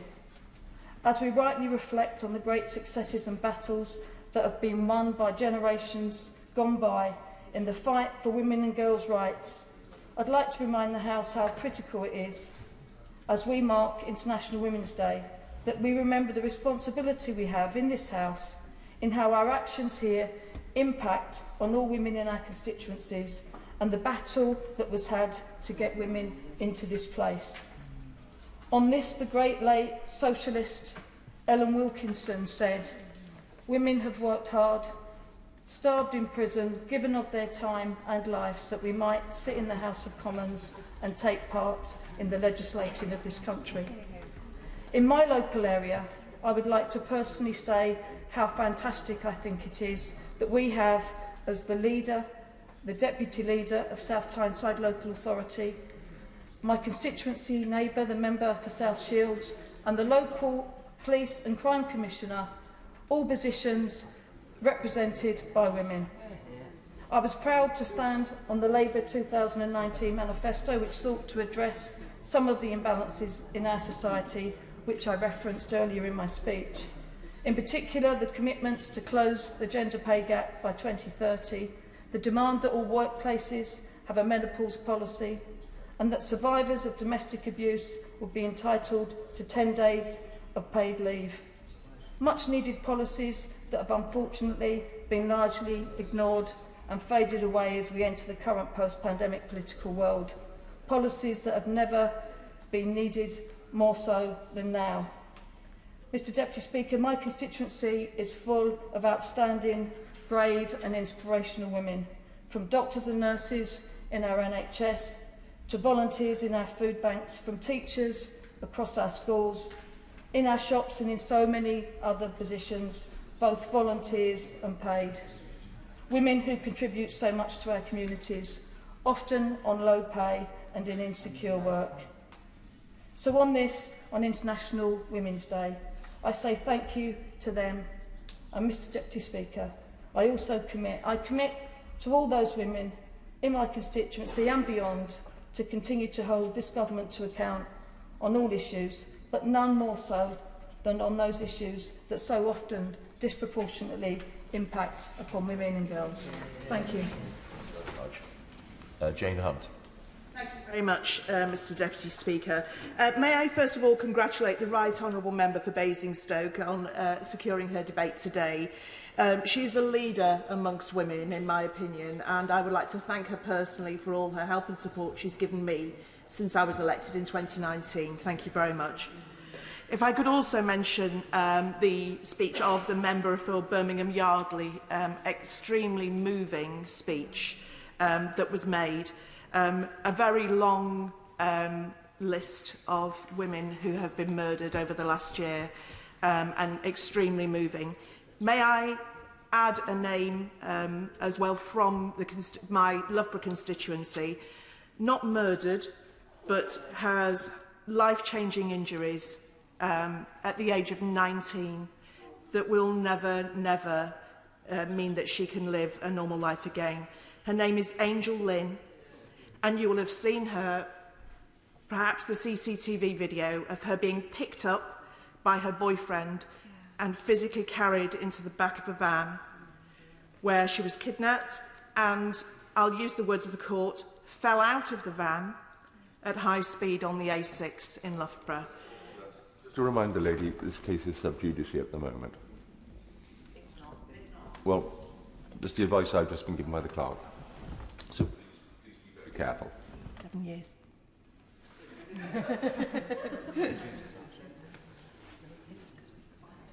The Attorney General has referred it for too lenient a sentence. My apologies, Mr Deputy Speaker. Since it was first observed in 1911, International Women's Day has been a driving force for change. It is a day to not only empower women and celebrate their achievements, but also to raise awareness of equality issues and the very real injustices women are still facing today. This year is no exception, with the theme of Break the Bias, encouraging us all to call out gender bias, discrimination and stereotyping in order to ensure greater female participation and progression in our communities, our workplaces and our schools, colleges and universities.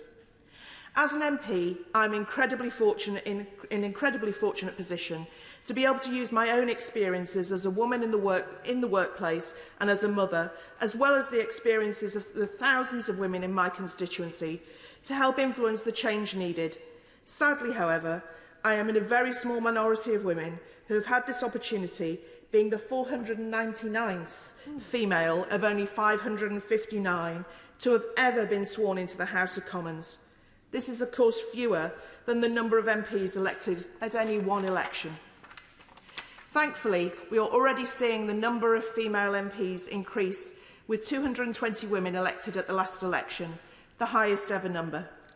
That said, this means that only 34% of MPs are women, despite the 2011 census finding that 51% of the population are women.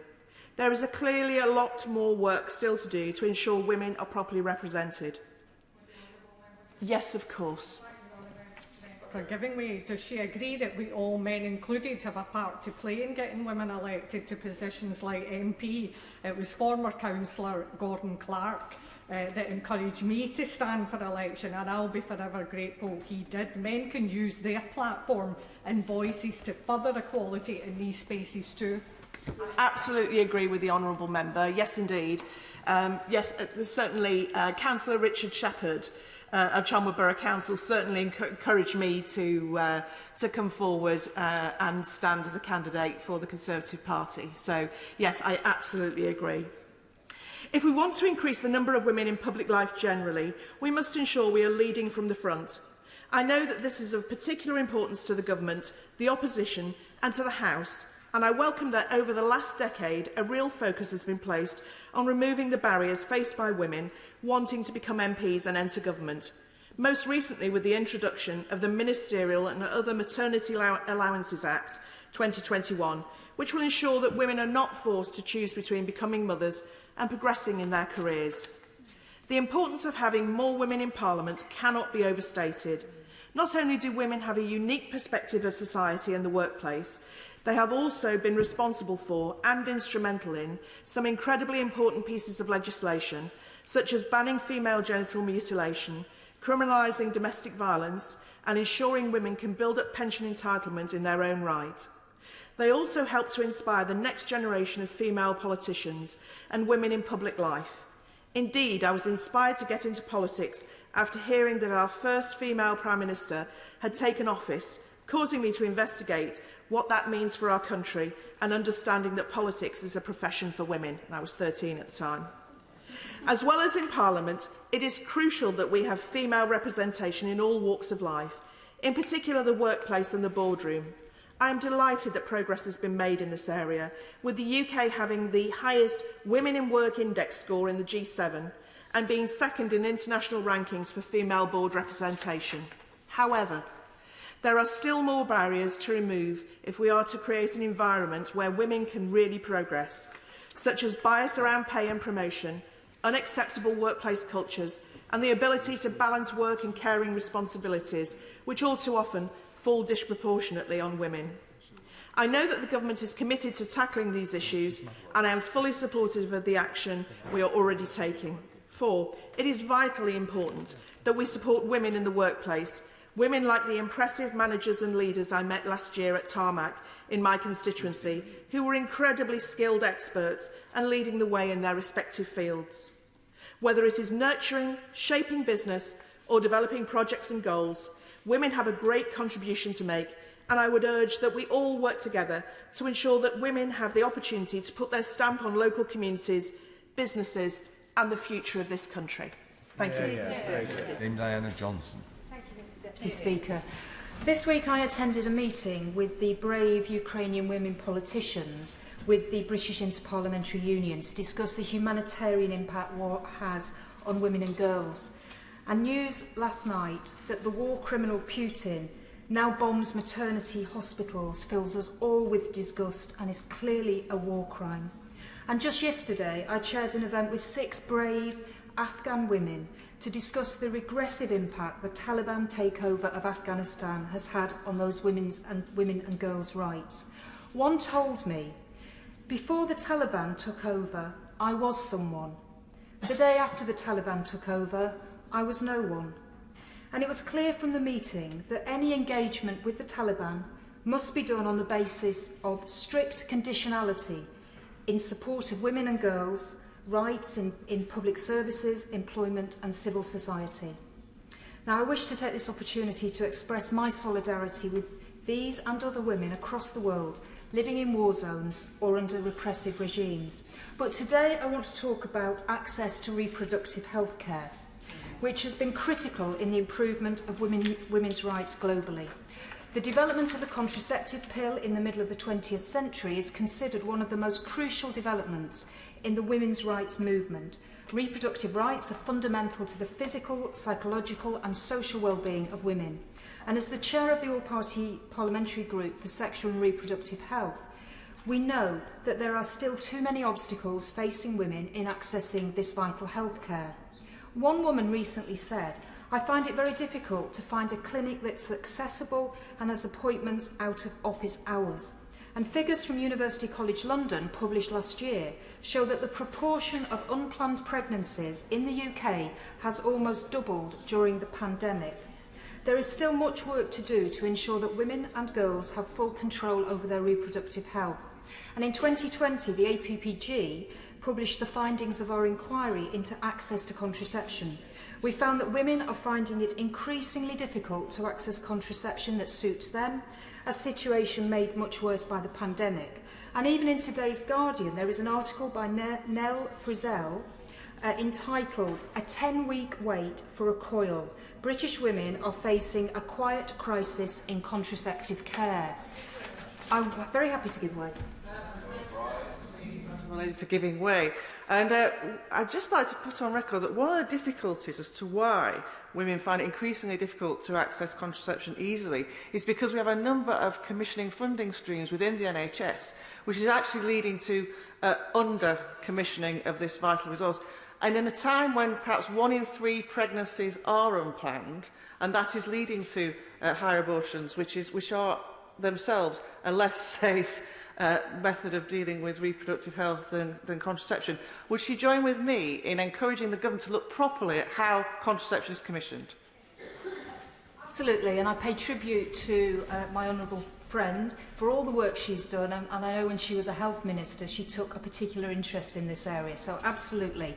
And that comes on to my next point, that despite the very best efforts of practitioners, COVID-19 exacerbating existing problems, including the long-standing funding cuts and the fragmentation in commissioning structures, which the Honourable Lady just referred to, and that saw a further restriction in access.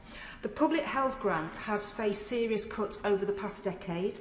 Evidence presented to our inquiry suggested that sexual and reproductive health budgets were cut by 81.2 million, that's 12%, between 2015 and 17-18. And during the same period, it is estimated that contraceptive budgets were cut by 25.9 million, that's 13%. And in Hull, in my own constituency, spending on contraception has fallen by 38% since 2013-14, and almost half of councils have reduced the number of sites delivering contraceptive services in at least 1 year since 2015. Now, our inquiry heard that the long-acting reversible contraceptive, or LARC fittings, have been most severely impacted. 11% of councils have reduced the number of contracts with GPs to fit LARCs in 2018-19, and GPs are not being adequately funded to provide LARC, which disincentivises provision. And this disparity between regions is also stark. In my own city, GP's prescribing lark is only at 2.5 women per 100,000. In other parts of the country, it's at 51.5 per 100,000. Now, access has particularly hit marginalised groups, with services reporting a drop in the number of young, Black, Asian and minority ethnic people requesting the service. And as we continue to emerge from the pandemic, we have a unique opportunity to reshape contraceptive services according to the needs of women. For example, offering contraception as part of maternity services. Integrating care around the needs of individuals would mean that women are able to have all their reproductive health needs met at a single point of care. Now, I hope these points and the recommendations from our report are reflected in the government's upcoming sexual and reproductive health strategy. I just want to finish by talking about telemedicine for early medical abortion. I am absolutely furious by the government's decision that it would end telemedicine for early medical abortions after the 30th of August this year, ignoring the clinical advice and the evidence, if I could just finish this point, ignoring the clinical evidence and advice of many Royal Colleges and clinicians. And I am sorry to say that the Parliamentary Under-Secretary of State for Health, who was in her place earlier on, has left, because I wanted her to particularly hear my comments on this. I'm very happy to give way. I agree entirely with the Right Honourable Lady, and I think that she will welcome with me that Wales is continuing with this arrangement, which is being drawn to an end in September, I understand, in England. But it also leads, therefore, to questions in Wales as to why that is being permitted. And I think there really is serious questions for us here on this day, particularly, that this is being brought to an end at the end of COVID here by this government. I absolutely agree with what the Right Honourable Lady has said. I just want to be clear, so we're all aware in the Chamber, that telemedicine for early medical abortion services has enabled thousands of women to access care at home via both pills being posted to them following a telephone consultation with a qualified nurse or midwife. And the evidence from the medical community is absolutely crystal clear. A study of more than 50,000 abortions before and after the changes in England and Wales, published by the British Journal of Obstetrics and Gynecology in February 21, concluded that telemedicine abortion provision is effective, safe, acceptable and improves access to care. Evidence also shows that telemedicine means that women are able to access an abortion much earlier in their pregnancy, with 40% of abortions provided at less than 6 weeks. As well as the consensus in the medical community, women support the continuation of telemedicine for abortion services too, including the very influential Mumsnet. An independent poll of more than 1,100 women across the UK, commissioned by the Faculty of Sexual and Reproductive Health, shows that a clear majority want telemedicine for early medical abortion to remain. And as the Right Honourable Lady has already said, the Welsh Government has announced it will be making the pathway permanently available in Wales. I therefore struggle to see how the decision to end the service in August is in line with the government's commitment to put women at the centre of their own health care as set out in the Vision for Women's Health Strategy. It is simply based on the Health Minister's own prejudice. It is deeply disappointing and flies in the face of all the other measures that are being taken within the NHS around virtual appointments and to use digital technology. I, alongside many parliamentarians, I'm very happy to give way. Thank you, Ms. Honourable Lady, for her comments on this. I think she's making a really powerful point. Does she feel, as I do, that this is sending a message that the government doesn't trust women to make their own decisions about their own reproductive health? Chair of the Women and Equalities Committee, Select Committee, puts that very well. I think that's exactly the message that's being sent out. I notice that time is going by, so I will conclude. I, alongside many parliamentary colleagues across the House and in the other place, medical bodies and women's groups such as the BMA, the Royal College of General Practitioners and Women's Aid, are calling on the government now to explain exactly how they will review this decision, as they have promised to do. Where access to reproductive health care is limited, there is a ripple effect on the health and social well-being of women and girls. We must continue to stand up for the rights of women, to have full control over our own health and our own bodies. And we still, apparently, have some way to go to do that. afterwards. Thank you, Mr Deputy Speaker, and I want to thank my right honourable friend, the member for Basingstoke, for securing this debate today, which is always a moving and inspiring and really wide-ranging one. We've quite rightly reflected on the horror that Putin's war in Ukraine is inflicting on women there, which was demonstrated, I think, in last night's barbaric bombing of a maternity hospital. The Honourable Lady for Yardley, her haunting speech reminds us every year of the many women who are not with us to celebrate International Women's Day today. And among them this year, my constituent, Claire Abel-White, whose murder has shocked the rural community of Colston Bassett in Rushcliffe. And the case is ongoing and an arrest has just been made, so I won't be discussing it any further today, but just I did want to put on record my thoughts and my prayers are with her friends and family, especially with her small children. My honourable friend for East Surrey also brought up the achievements of women in STEM, and I'm going to be asking her to feature in my campaign for British Science Week next week, where we are profiling some of the brilliant women who have STEM careers, and I hope to encourage more women and girls into those. And today I want to celebrate the achievements of an incredible group of women, female entrepreneurs, whose energy, dynamism, creativity and sheer bloody hard work create new jobs and grow our economy. Now, the UK set a new record last year. 140,000 women started their own businesses. So in total, 20% of new firms are now led by women. But, and there is a but, it's estimated that only 1% of venture capital goes to female entrepreneurs. Now, I want to call out two brilliant women in Rushcliffe, Sarah King and Claire Dunn of We Are Radical, who have decided that this has gone on for far too long. And they're time to do something about it. And as the Honourable Member for Motherwell proved in her speech, if you want something done, get a woman to do it. So they have started their Over Being Underfunded campaign to increase access to investment for female entrepreneurs. I went to see them last week. They've got an office just down the road from mine. Now, the Honourable Member for Romsey said she loved a rebel.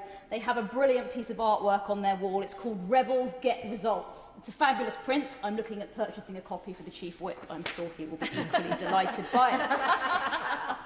Their campaign has three main asks. It's extending the current timeframe to secure investment, which is offered to entrepreneurs via the government's Seed Enterprise and Investment Scheme. They want to extend that period of time from 2 years to 3.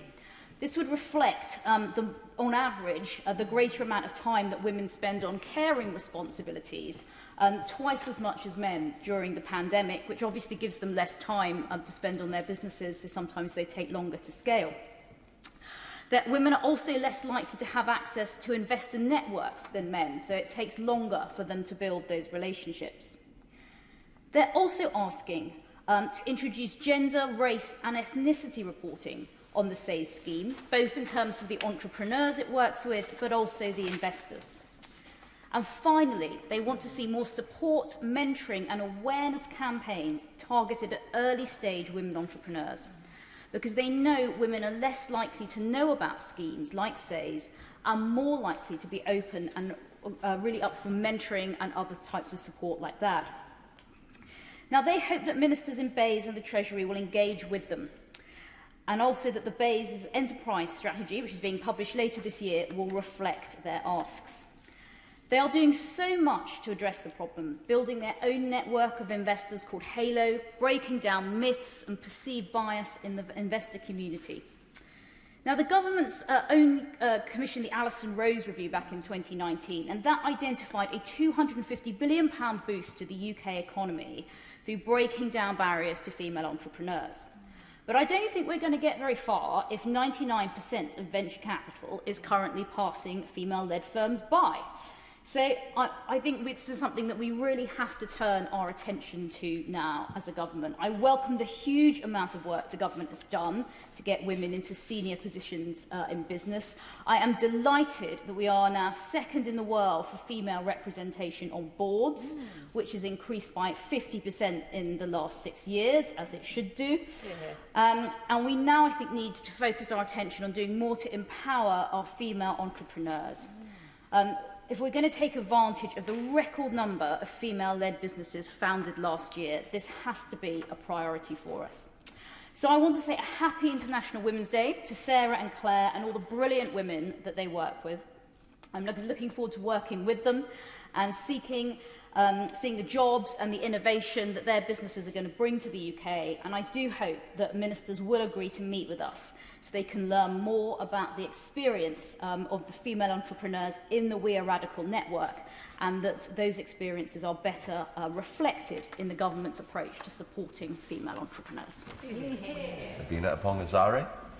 Thank you, Mr Deputy Speaker. It's a pleasure to follow the Honourable Member for Rosscliffe. I'd also like to thank the Honourable Member for Basingstoke for securing this debate. International Women's Day is an opportunity to celebrate the achievements of women, to reflect on the progress we have made in fighting gender equality, and to campaign for the change we still need to see in society. I'll come to each of these shortly, but I want to begin my speech by focusing on the international part of International Women's Day. In particular, I want to focus on the women around the world whose lives are being torn apart by conflict and violence. The women in Ukraine who face unimaginable hardship as they watch their hometowns being attacked, as they make the heart-wrenching decision whether to leave their family in the country behind in search of safety, and that they are forced to defend their country against Russian aggression. And the women in Afghanistan who face years of progress in educating girls being rolled back overnight, who face a crisis of hunger and economic collapse, and who remain separated from their families as they too try to reach safety. We know that war has a devastating impact on the lives of women. It increases instances of gender-based violence and appalling use of sexual violence. It disrupts essential services such as health and education, which so many women and girls rely on, and it leads to displacement of millions of people. So I hope today the government can commit to specific and practical support to women in Ukraine and Afghanistan. For example, we know that there are often shortages of sanitary and period products as conflicts unfold. Can the Minister ensure that this forms part of the UK's aid to Ukraine? And in relation to Afghanistan, there is still a need for the government to do more to help the women left behind, for example, by supporting the efforts to restart girls' education in the country. I also urge the government to do more to support women in Afghanistan who want to rejoin their families in this country, including many of my constituents. I will now turn to some issues closer to home. First, I want to raise again the proposal for Valerie's Law, which will introduce mandatory cultural competency training for the police and other agencies dealing with black victims of domestic violence. According to the domestic violence charity Sister Space, 86% of women of African or Caribbean heritage in the UK have either been a victim of domestic abuse or know a family member who has been assaulted. Yet despite the alarming number, the police still often ignore these nuances that complicate black survivors' experience with trying to get support. For example, some black women are told by police that they can't see any bruises, leading them to dismiss dangerous and life-threatening situations. Bruises are not always visible on black women's skin, as it is on women with lighter complexion.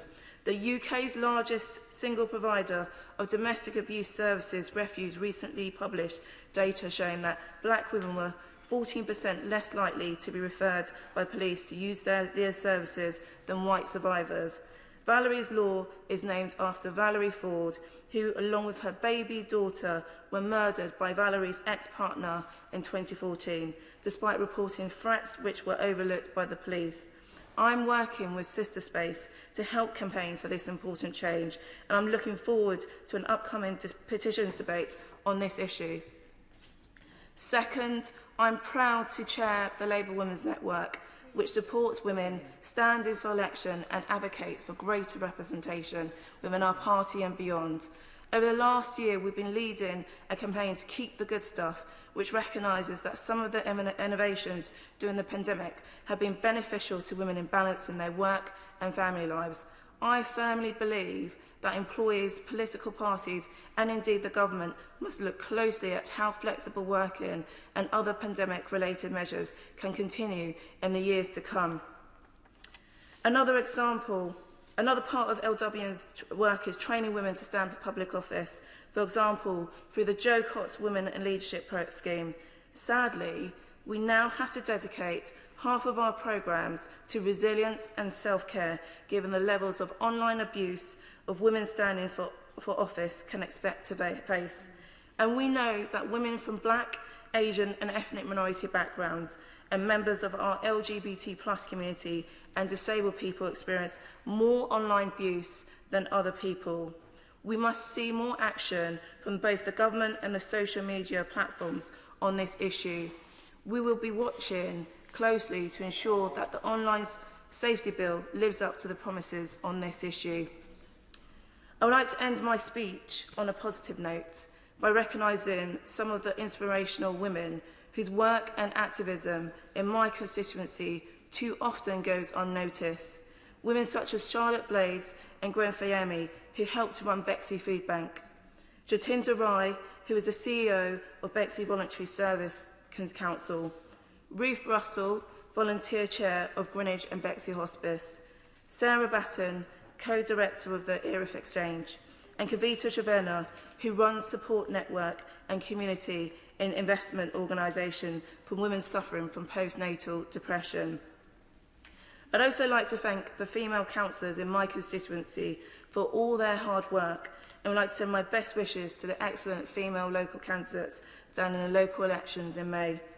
Finally, I'd like to take the opportunity to thank the brilliant women in my office without whom I could not do my job. Abby, Yinka, Grace and Alice. Thank you, Mr Deputy Speaker. Jackie Doyle-Price. Thank you, Mr Deputy Speaker. It is a great pleasure to join in this debate, and like other members, my thoughts this afternoon are with the women of Ukraine, and I'd particularly like to thank my right honourable friend, the member for Romsey, for her speech earlier, which frankly had me filling up, if truth be known, so I'm glad I had some time to deal with my emotions now. But it's a reminder as well that war situations where women are leaving and seeing their sons, their husbands, their fathers being involved in fighting, that 30 years ago last week the independent state of Bosnia was found, which of course had been itself subject to significant wars. And I'm reminded of my regular visits to Srebrenica and to the memorial at Potokari, which is lovingly maintained by bereaved women who lost their sons, fathers, brothers, uncles. And we all know the story of what happened to the genocides in Bosnia. And for many of those women, they actually haven't got a body, they haven't even got a body part, but they are dealing with their grief by maintaining the memorials to other victims as well as their own. And I think at this time, we will remember there will inevitably be bereaved women who have left their husbands and sons behind and don't know what their ultimate fate's going to be. And for me as a Member of Parliament in this first world fantastic country of Great Britain, I just feel hopelessly inadequate watching these events unfold. And we must do everything we can to support all those victims, and particularly to give safe haven to those refugees who are fleeing. But moving on, I'd just like to reflect on some of the other contributions made today, particularly the contribution made by the Right Honourable Lady, the Member for Kingston upon Hull. And I would just say to the government, what the Right Honourable Lady is showing is that actually we're making lots of noise about women's health, and we're breaking lots of taboos in this space. But fundamentally, the biggest source of our oppression is our biology, and it is our reproductive biology, and the ability for women to control their fertility and to manage their reproductive rights in a safe way does depend on adequate contraception services, and does also depend on a safe abortion law. And I will repeat what I've said many times in this place. The abortion law is more than 50 years old. It was written before we had medical abortion, and abortion was a surgical procedure and much more dangerous to boot for that reason. And if we are really going to look at women's reproductive rights from the perspective of safety, may I helpfully suggest that perhaps we need a review which doesn't rely on individual members of Parliament tackling this as a matter of conscience. This is about how we deliver a safe environment for women to be able to manage their reproductive rights and their fertility. So I could just leave that with the government there, because until we actually properly bring that law up to date into the 21st century, any semblance of a positive women's health strategy is frankly for the birds. And I just leave that as a challenge. I'd also really like to congratulate my right honourable friend, the member for Harwich and North Essex, for bravely stepping into the debate about sex and gender and the conflict of rights which exists by conflating sex and gender together. A conflict of rights which has not been adequately tackled by either of the frontbenchers in this place. And frankly, that's a disgrace. That's not fair to transgender people or to women. And I think it's high time that we did. And I'm glad he did it. And the fact that he's a man to do it on International Women's Day, well, that's not a matter of criticism. That is a matter for celebration. And I'm also very pleased to see my honourable friend, the member for the Advisors here, and my honourable friend, the member for Boston and Skegness, because the last two occasions I attended this debate, there were no men. So that is actually a way forward, because actually we do need men to value and celebrate women too. It shouldn't just be a women-only party.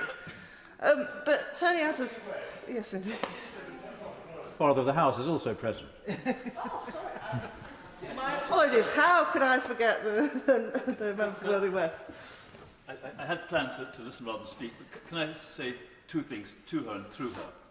The first is, can the front bench, in winding up this debate, say what harm was done and what benefits there were with the early, easy, safe contraception by telephone?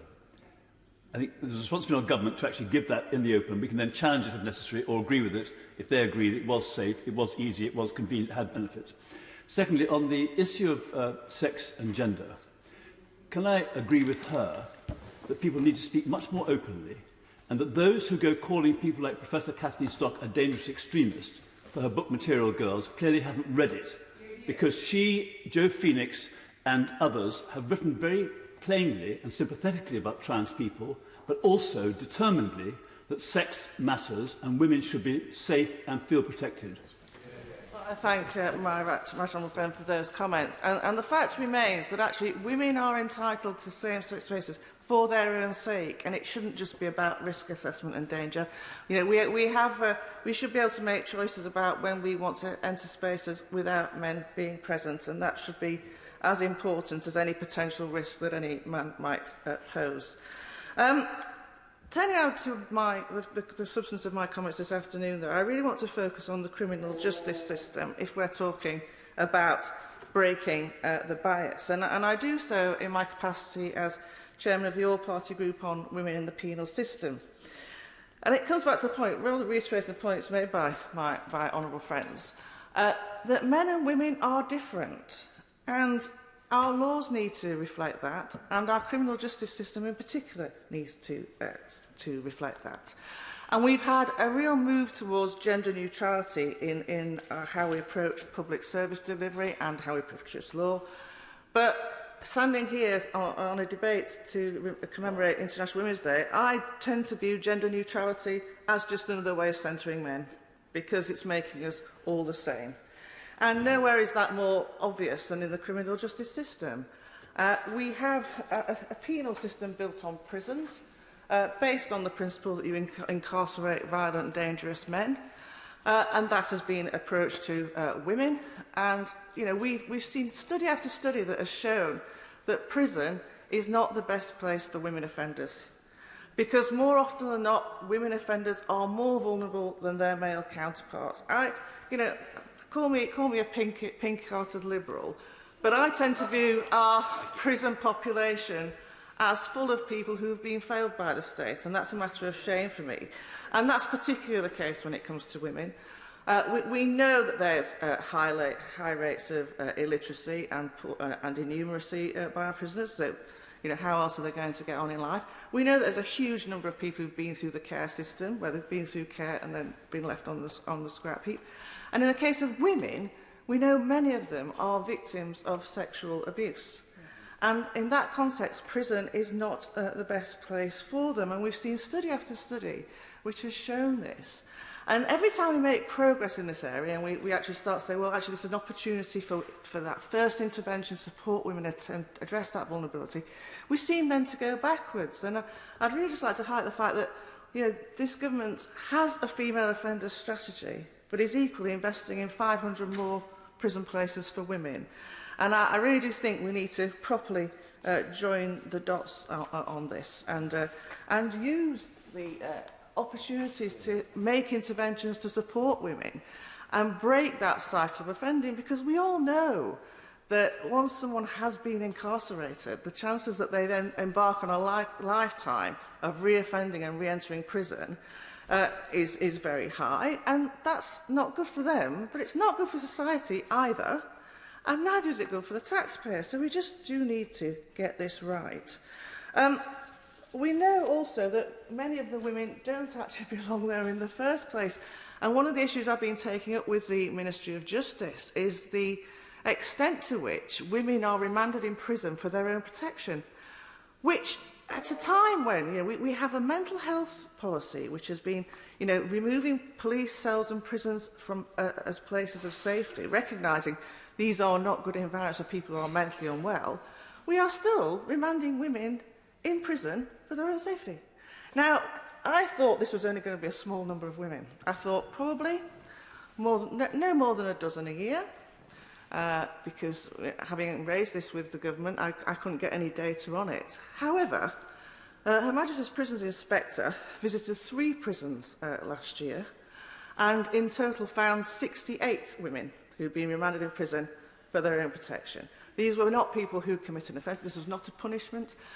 Totally inappropriate for a country like this to be remanding women in prison for that purpose.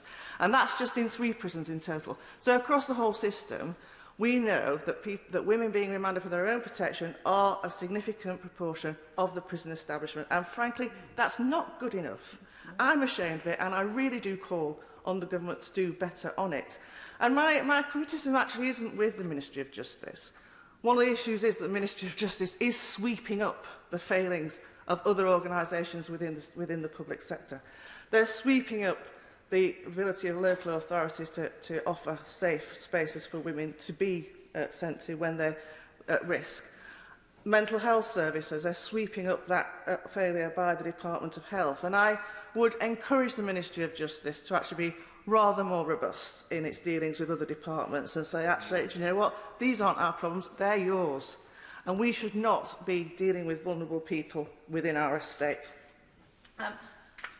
The other side, of course, of the criminal justice system, where women are particularly negatively impacted, is as victims. And we've had a number of debates in recent weeks about the poor prosecution rate for sexual violence crimes and rape in particular.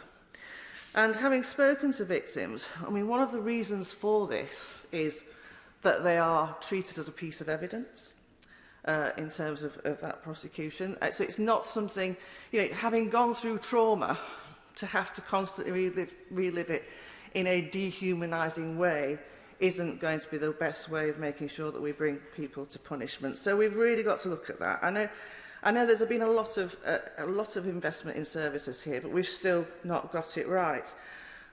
But my biggest challenge on that is actually who the victim is who is more likely to get justice, because we've seen over and over again, we've had reference earlier in this debate to victim blaming, but, and this is at the heart of it. We see over and over again that assumptions are made about victims that really impede their ability to get justice. White working class girls in northern towns and cities were victims of abuse for many years before public authorities would properly turn attention to it, because they weren't prepared to give that challenge. I'd also highlight, what we loosely describe as honour killings. Honour killings. What kind of a phrase is that for people who are murdered? Murdered by their families, who should be loving them and keeping them safe. And we call them honour killings. Honour, a positive word. Killing for a murder. I mean, that very phrase is an absolute illustration of discrimination against those victims. I'm actually getting very emotional just thinking about it. But again, in the context of the list that the Honourable Member for Birmingham Yardley read out, I know we don't have to make much of a study to realise what the social economic background of most of those victims is. Because the only ones we ever read about in the papers are nice, white, middle-class people with professional backgrounds. They're the ones that the media get excited about. You know, people who engaged in prostitution disappear every week. Not a column inch. Not a column inch. But these are victims. These are people who are victims. These are women who are victims of male violence against women and girls, by the way. Let's not pussyfoot around this. This is a gendered crime. And my honourable friends who are here, I know, won't take offence when I point out that these are crimes committed by men. And this is exactly what we need to face up to, because we are not going to tackle this issue unless we tackle it as a society. And that means men stepping up too. Yes, I will. The Honourable Lady is making an extraordinarily passionate speech, and she's absolutely right to make that point. Men are 99% of the problem, but we can be 50% of the solution. Well, I welcome that comment from my own friend, and I'm not surprised to hear it from him. But I would actually go further than that. We'll not fix this problem until men become part of the solution. And I'm afraid the government needs to stop pussyfooting around talking about violence against women and girls. And let's say it for what it is. It's male violence against women and girls. Karen Smith. Deputy Speaker, and it is a genuine pleasure to follow on from my friend on the Select Committee in that speech, and particularly as a former Health Minister. I think her comments about the importance of health ministers in particular, with taking heed to experts and patient safety, are incredibly well made, and what we're seeing now is an absolute disgrace, and I know that we will get that overturned, Mr Deputy Speaker, because as I look around this chamber, I'm so honoured to be surrounded by so many brilliant and inspirational women, and we often focus, and as we have done in this debate today, and it is important, on the way that which women's lives could be improved. I really today want to give a very clear message to women, and particularly to young women, about how great it is to be a woman.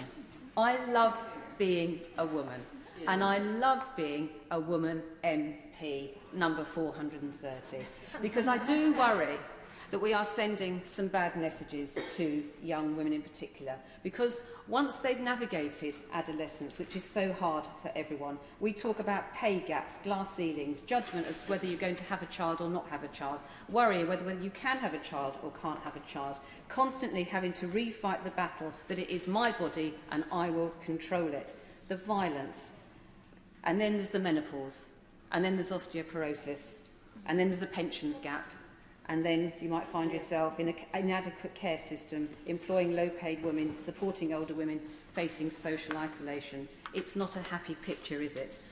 There are so many issues that, of course, do blight women's lives in my constituency and beyond, but today I want to challenge that narrative, and I want to celebrate how great it is to be a woman. Young women going into the new workforce in the future have so much to look forward to. There are huge opportunities in the workforce of the future. Improved research on women's health issues, longer healthy life expectancy, and a culture which is changing how we think about family roles and recognising the key caregiving role that men are starting to play. Now, I learnt my politics as a young woman from watching and learning in the 1970s and 80s those women who were around me. My mother, my aunties, my grandmother, they have formed me. I learnt what went on in the home, though. The discussions that women had around the table wasn't actually the same that was often talked about in public. That's particularly true of those of us from a working class Irish population, I think, in this country. I learnt that women as individuals have power. We can influence things, we can do remarkable things. But I also learnt as I grew up that unless we have economic and political power to change the structures in which we live, we can never be equal in that society. And I have seen that change, and I have been part of that remarkable change. Thanks to the women in the Labour Party that I joined in the 1980s, we changed structures and forced all women shortlists. We changed the face of Parliament in 1997. And in Bristol, I am very proud to have worked for women MPs at that time, and we had women MPs leading that charge, and I'm really proud to work with my honourable friends, the member for Bristol West and Bristol East in Bristol at the moment. And I would also commend in our positive celebration that Bristol Live 137 women across Bristol that we celebrated this week. If we just look at the vaccination effort, I'd just like to highlight my friend for a long time and colleague, Bristol's Director of Public Health, Christina Gray. The vaccination effort was led by head nurse Anne Morris, and the CCG was led by Julia Ross as the Chief Executive. And I'd also like to welcome Sarah Crew as our new Police Chief Constable. There are more amazing women involved in community action than I can mention today, but I really want to pay tribute to those women in my constituency who are leading and inspiring in fields as diverse as tackling food poverty, the charitable sector, music and the arts. In my lifetime, the opportunities for women have expanded exponentially, and I'm so proud of all of them and to be part of them here and across the country, continuing to push boundaries so that everywhere we can lead our lives to the full. Because it's really fun being a woman.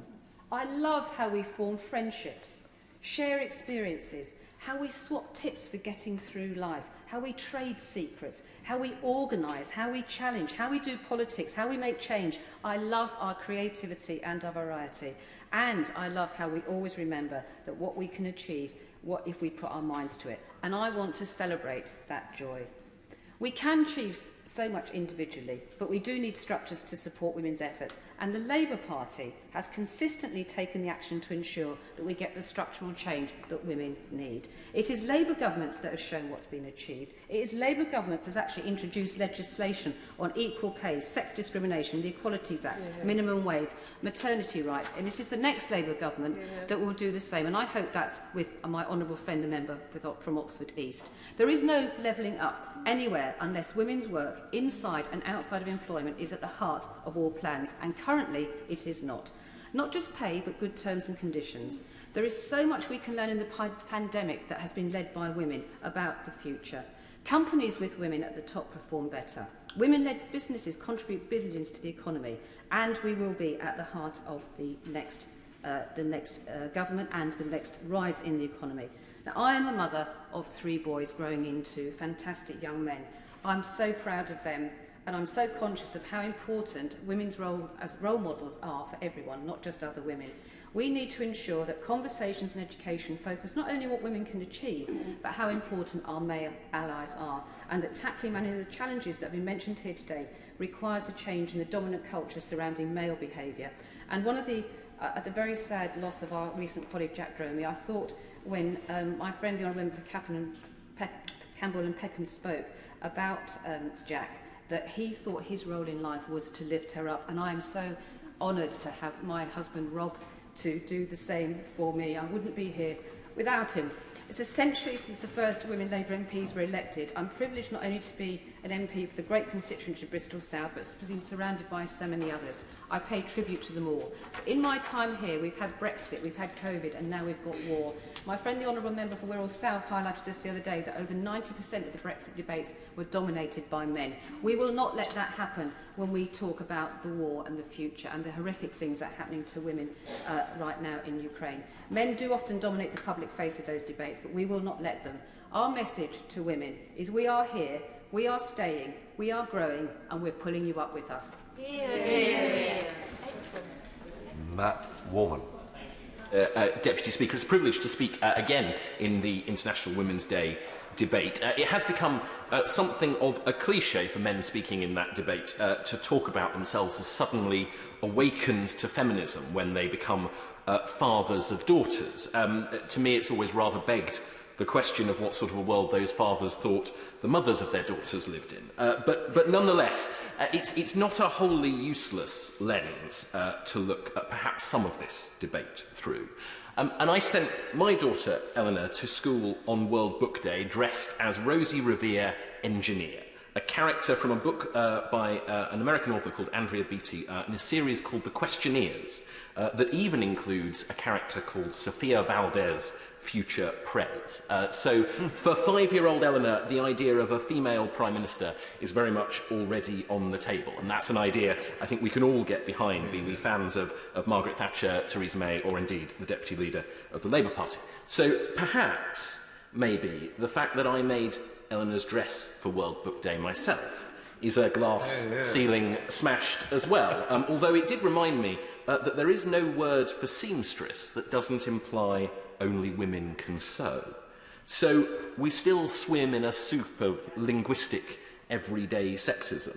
And the fact remains that engineers or other male-dominated professions have a long, long way to go. When I was a minister at DCMS, the fact that I was able to foster massive growth in the diversity of people working in AI and cyber was really only because we started from such incredibly low numbers. Strategies are in place, they do start at school, and we can't go fast enough.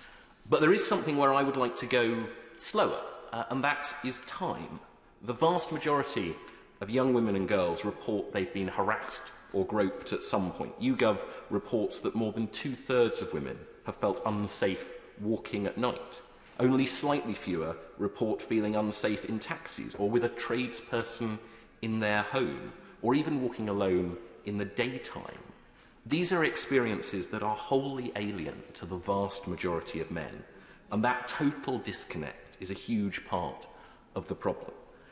To put that another way, Mr. Deputy Speaker, Eleanor is 5 today. How long have I got before she comes home to tell me she was harassed or worse on the school bus? How long has she got until I worry when she has to call a plumber to a student house? How long has she got before she fears the route she takes walking home?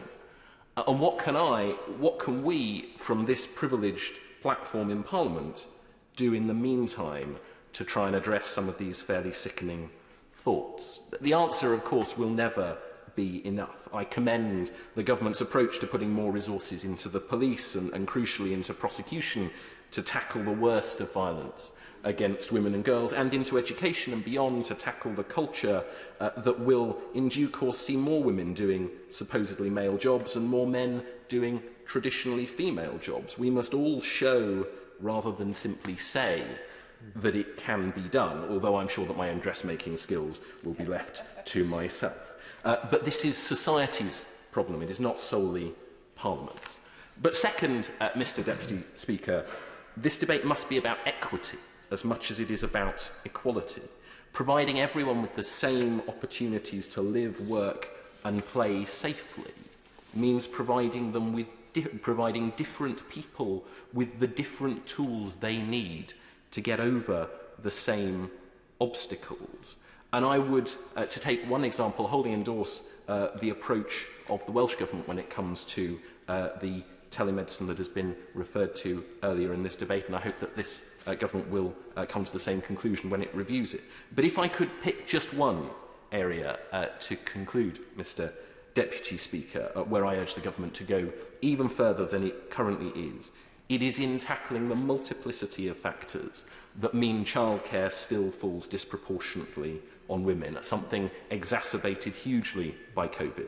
In everything from the design of our towns and cities, the attitude of employers, and the average time spent commuting, we can do so much more to give men and women equal opportunities to succeed. And I think it is in tackling childcare that perhaps we can unleash the productivity of half the population even further. Thank you.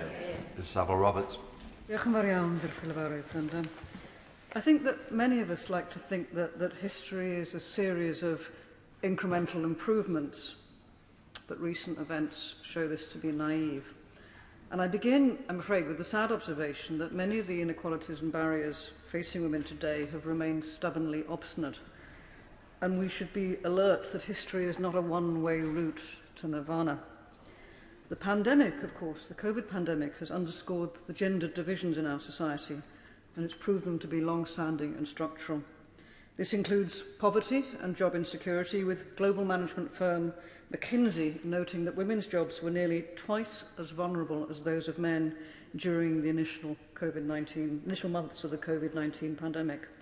They also found that women made up 39% of global employment, but accounted for 54% of overall job losses during this period.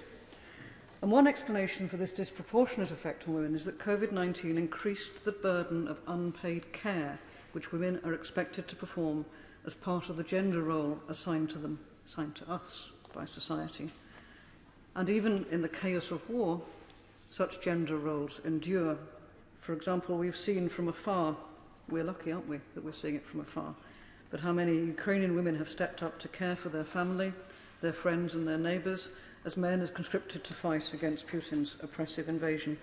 And women also, of course, make up the majority of adult refugees from Ukraine, many thousands of whom are being delayed and seeking sanctuary in the UK due to the painfully slow and limited Home Office visa system, to our shame. It is because of this expectation to be caregivers that women have a unique perspective on war. They hold families together as they are battered by events beyond their control. And I think we see this now in this war because the digital nature of the images that are transferred to us almost instantaneously. And that has brought home to us the sheer shock of the changes that can be wrought upon families, utterly by events completely beyond their control. And we see that playing out tragically. Closer to home in Wales, gender equality charity Chwarae Teg have also shown that inequality is often driven by the burden of caring responsibilities fallen disproportionately on women. They demonstrate that caring responsibilities account for 24.1% of economically inactive women in Wales, compared with 5.8% for men. That's why Plaid Cymru, in our cooperation agreement with Welsh Government, are expanding free childcare to all 2-year-olds in Wales to provide greater support for women to pursue their own careers and their life goals. Another area, and I'm very much aware that the Right Honourable Lady, the member for Basingstoke, raised this as well, where progress is slow, is in political representation. Now, 43% of Senedd members are female, a figure which is lower for Welsh MPs at 35%, and only 29% of Welsh councillors are women. Without a vibrant and diverse political culture which ensures women are represented in all positions of power and which values their contribution, how can we ever hope to end gender inequality? Plaid Cymru plans to address this glaring democratic deficit by backing Senedd reform, and this would include, and I am excited about this, I am excited about this, you can tell by how I'm talking about it, expanding the number of members in Senedd, which we desperately need to have effective government and effective scrutiny. We desperately need it. 60 members is not enough to do the roles that government need to be carried out effectively.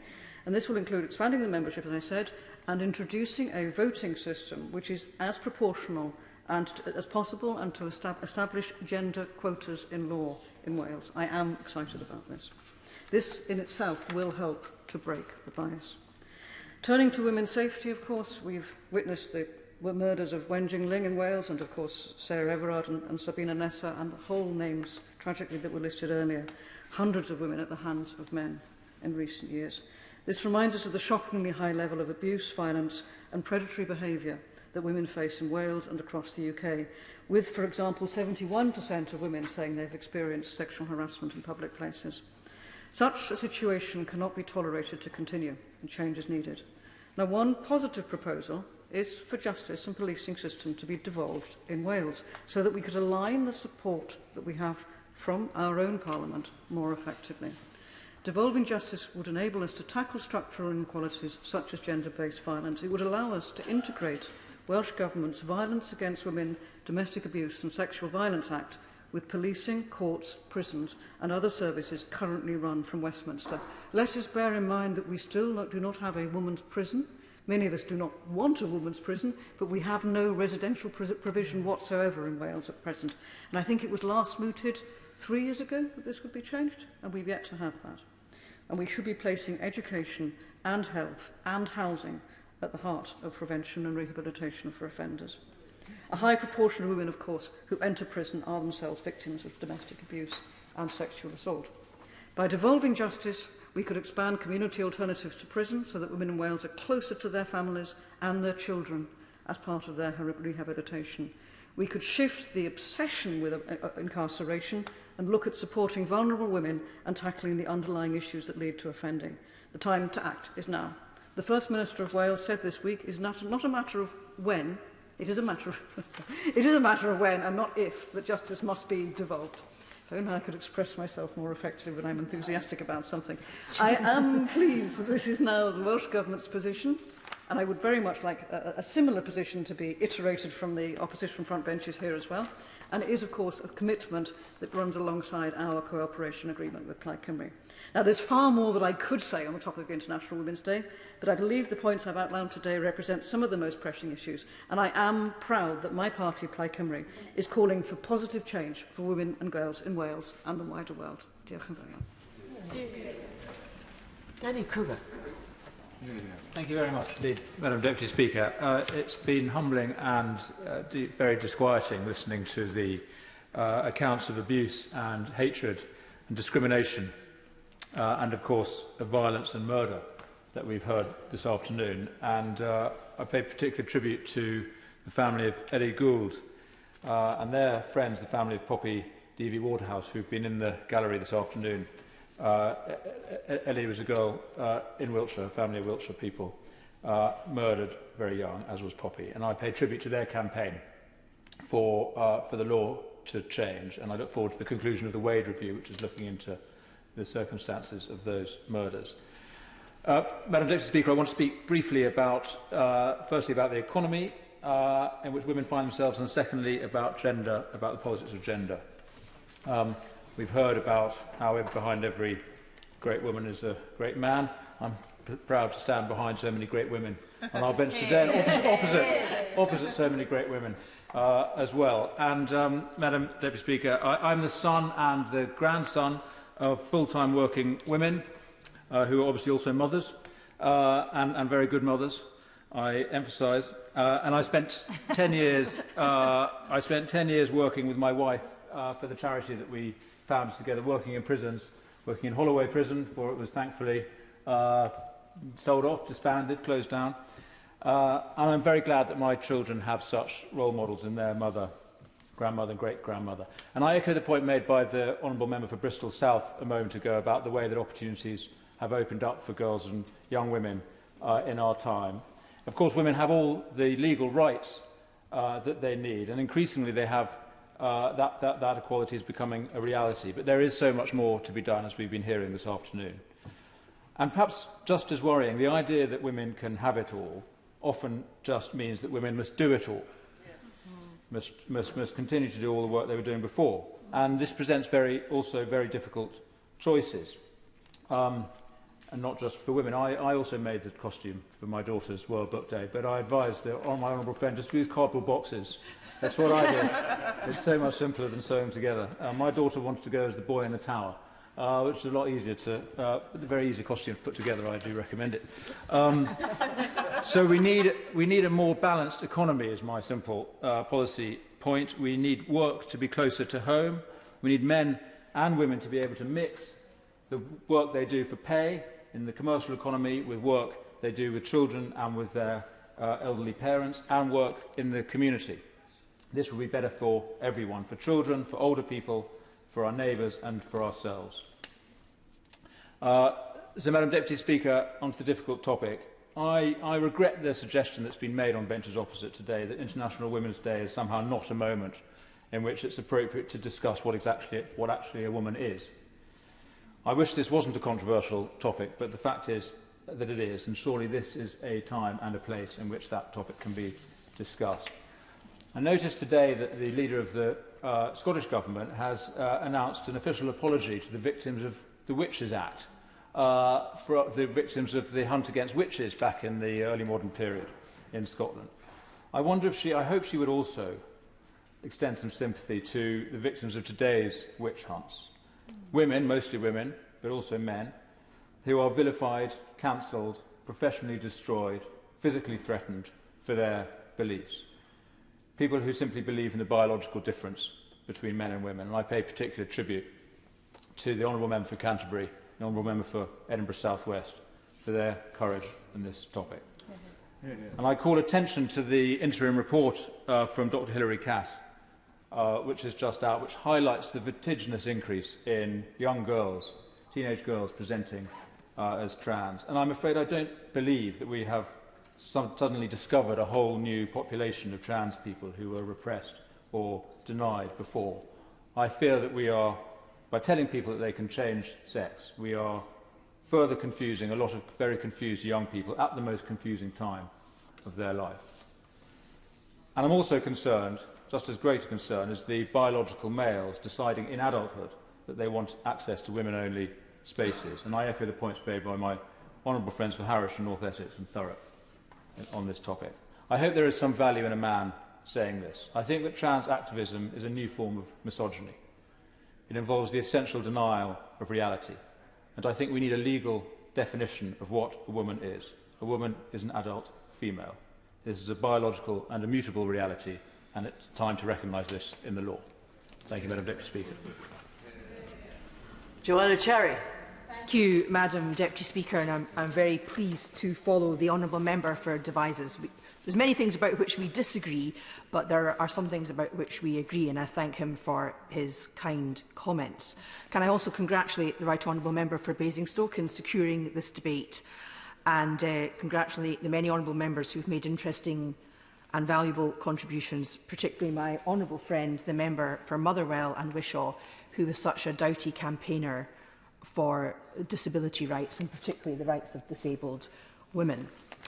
Madam Deputy Speaker, during this International Women's Day debate, it is the women of Ukraine who should be uppermost in our minds. This morning, I and other female MPs, a cross-party group, met with the Ukrainian ambassador's wife, and speaking with her impressed upon me the terrible burden that Ukrainian women face as they flee their country with their children, often leaving their male relatives behind and uncertain of their destination. The majority of the now millions of refugees fleeing Ukraine are women and children, and what these women need is visa-free access to the United Kingdom with their children. We must match the European Union on this. No ifs and no buts, and so let's get on with it. But, Madam Deputy Speaker, women are particularly vulnerable in war because of their sex. This is because women are particularly vulnerable to sexual violence at the hands of men. That violence is sex-based and directed at women because of our biology and the fact that we are weaker than men. Sex matters. I don't know why we call it gender-based violence, because it's not gender-based violence, it's sex-based violence. Gender is a social construct. Sex is a material reality. And I'd like to hear us talk more about sex. I'd like to hear us talk about the sex-based pay gap.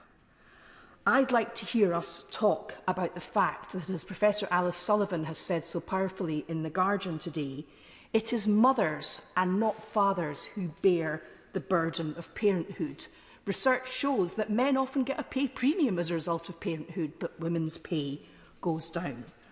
And I would also like us to be able to say, as is the case in law, that lesbians like myself are same-sex attracted women, not same-gender attracted. Because, Madam Deputy Speaker, what you cannot define, you cannot protect. And what you cannot name cannot be properly discussed and debated. And that's why the stealthy erasure of sex-based language from our statute book and public and private policy making should be resisted.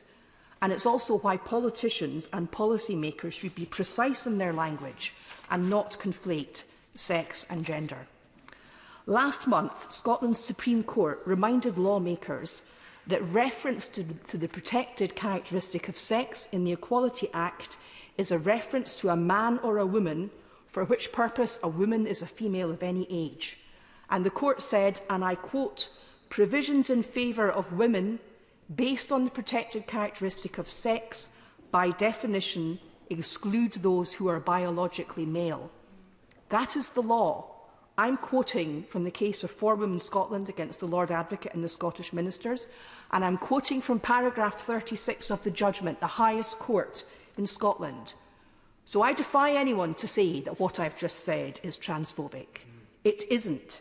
It is the law. And it's based on the Equality Act, which also protects trans people from discrimination by the very widely drawn protected characteristic of gender reassignment. And the Equality Act was passed by the Labour Party. All credit to them for doing that. And I know the Right Honourable Member for Camberwell and Peckham, who's not in her place, for who I have the highest regard, was very instrumental in passing that Act. And the Equality Act is an act hugely valued by my party, the Scottish National Party, so much so that when our current First Minister was drafting the Constitution for an independent Scotland in 2014, she decided to enshrine in that Constitution the protections afforded to women and the other protected characteristics in the Equality Act. It was going to be part of the fundamental law of Scotland. I think it would be good if more Scottish politicians remembered that and celebrated it. I'd like to quote Suzanne Moore in an excellent column in today's Telegraph. Madam Deputy Speaker, I'm not really in the habit of buying or reading the Telegraph, although a very dear friend of mine who's now dead used to say that she bought the Telegraph every day so that she would have something reliable with which to disagree. But there's a very good column in it today by Suzanne Moore, and she says in that, "Words matter because women naming ourselves and our experience matters." And I quote again Suzanne Moore, "As the American social reformer and women's rights activist Susan B. Anthony had it, no self-respecting woman should wish or work for the success of a political party that ignores her sex. And no self-respecting woman, in my view, should wish or work for the success of a political party who makes her rights as a woman or a lesbian conditional on her acceptance of gender identity politics. My rights as a woman and a lesbian are not conditional on my accepting gender identity politics. Yet, as a member of the advisory group of the organisation Sex Matters, and I make reference to my register of interests in that respect, I'm aware of many cases across the United Kingdom of women being harassed and investigated at work for expressing gender-critical views. But now, thanks to the courage and resilience of a woman called Maya Forstater and her legal team, we have an Employment Appeal Tribunal ruling that gender-critical beliefs are protected under the Equality Act. And that, Madam Deputy Speaker, was a major victory for freedom of belief and freedom of speech across these islands. Professor Joe Phoenix of the Open University and postgraduate student Raquel Rosaria Sanchez of Bristol University are just some of the brave women taking their universities to court for failure to defend them from harassment because of their gender-critical views. And across the United Kingdom, many women and indeed men are now taking their employees and membership organisations, like the Green Party of England and Wales, to court for discriminating against them on the grounds of their beliefs that sex is real and immutable. So what I say to all the gender-critical women watching this debate today is we are starting to win this debate, and people like me won't give up no matter what's thrown in our road. Maya Forstater's win is not the only significant one since last International Women's Day. I've already mentioned For Women Scots' win in Scotland's Supreme Court. Fair Play for Women had a major court victory on the meaning of sex in the census in England and Wales, although they were not so successful in Scotland. And yes, I will give way. Well, she's making a terrific speech. But would she agree with me that actually men have got to stand up for women's rights too? And there are too many men who stand back from this debate and say, oh, well, this is a women's issue, I'm not going to get involved. And I think that's a shame, and that's why I spoke in today's debate. I entirely agree with the Honourable Gentleman, and in fact it's even worse. There are many men, young men, involved in this debate who have embraced a new form of misogyny, and I know that to my cost, and I would hope that that will start to change. But I'm trying to be positive, and I want to list, before I sit down, just a couple of the other successes that there have been in the last year for gender-critical women such as myself. My friends at the LGB Alliance are registered as a charity now, and they held a major conference attended by many parliamentarians, and I see some of the parliamentarians who attended the conference here. Sadly, a straight, married member of this House saw fit to protest outside the conference, which was organised by lesbians to discuss the rights of same-sex attracted people. Madam Deputy Speaker, I thought I'd seen the last of that sort of lesbophobia in the 90s, but it turns out that I was wrong. And I repeat that lesbian rights are not conditional on our accepting gender identity theory. Another positive development has been the Equality and Human Rights Commission entering the debate on self-identification and how to frame the quite appropriate ban on conversion therapy. And they entered it with a voice of calm common sense, reminding us that human rights are universal and that all protected characteristics under the Equality Act deserve protection. And others have mentioned the very welcome interim report of the CAS review today, and I hope the Minister will be able to assure us that the Government will look very carefully at the interim report of the CAS review and look into this alarming phenomenon of so many young women feeling so uncomfortable with their identity as women and going through puberty in our society that they feel that they have to change their identity to cope with those pressures. I will, yes. Can I add 2 points to her and through her? The first is Suzanne Moore ought to have been able to write her column for The Guardian.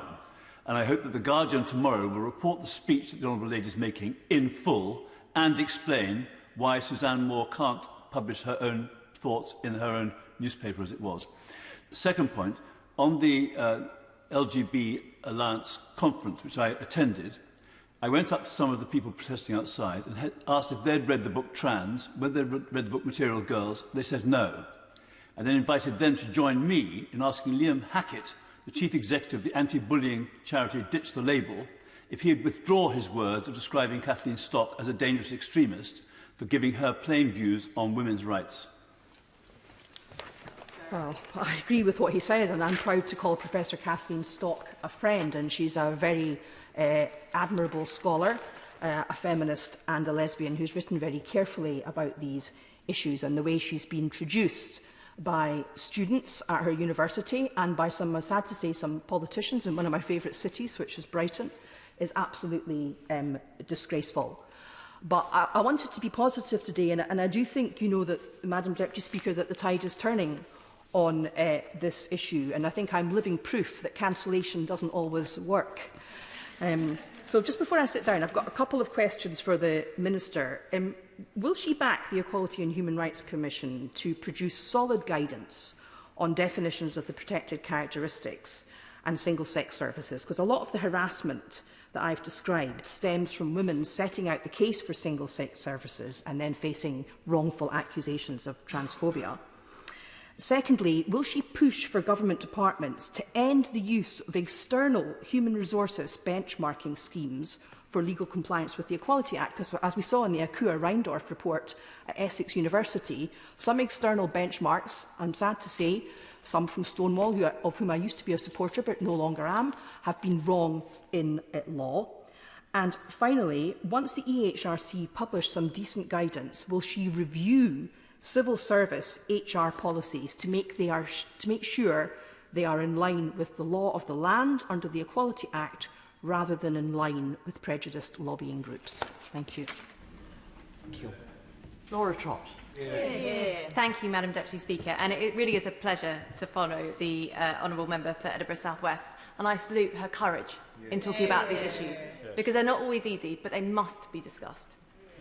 I congratulate my right honourable friend, the member for Basingstoke, on securing this important debate.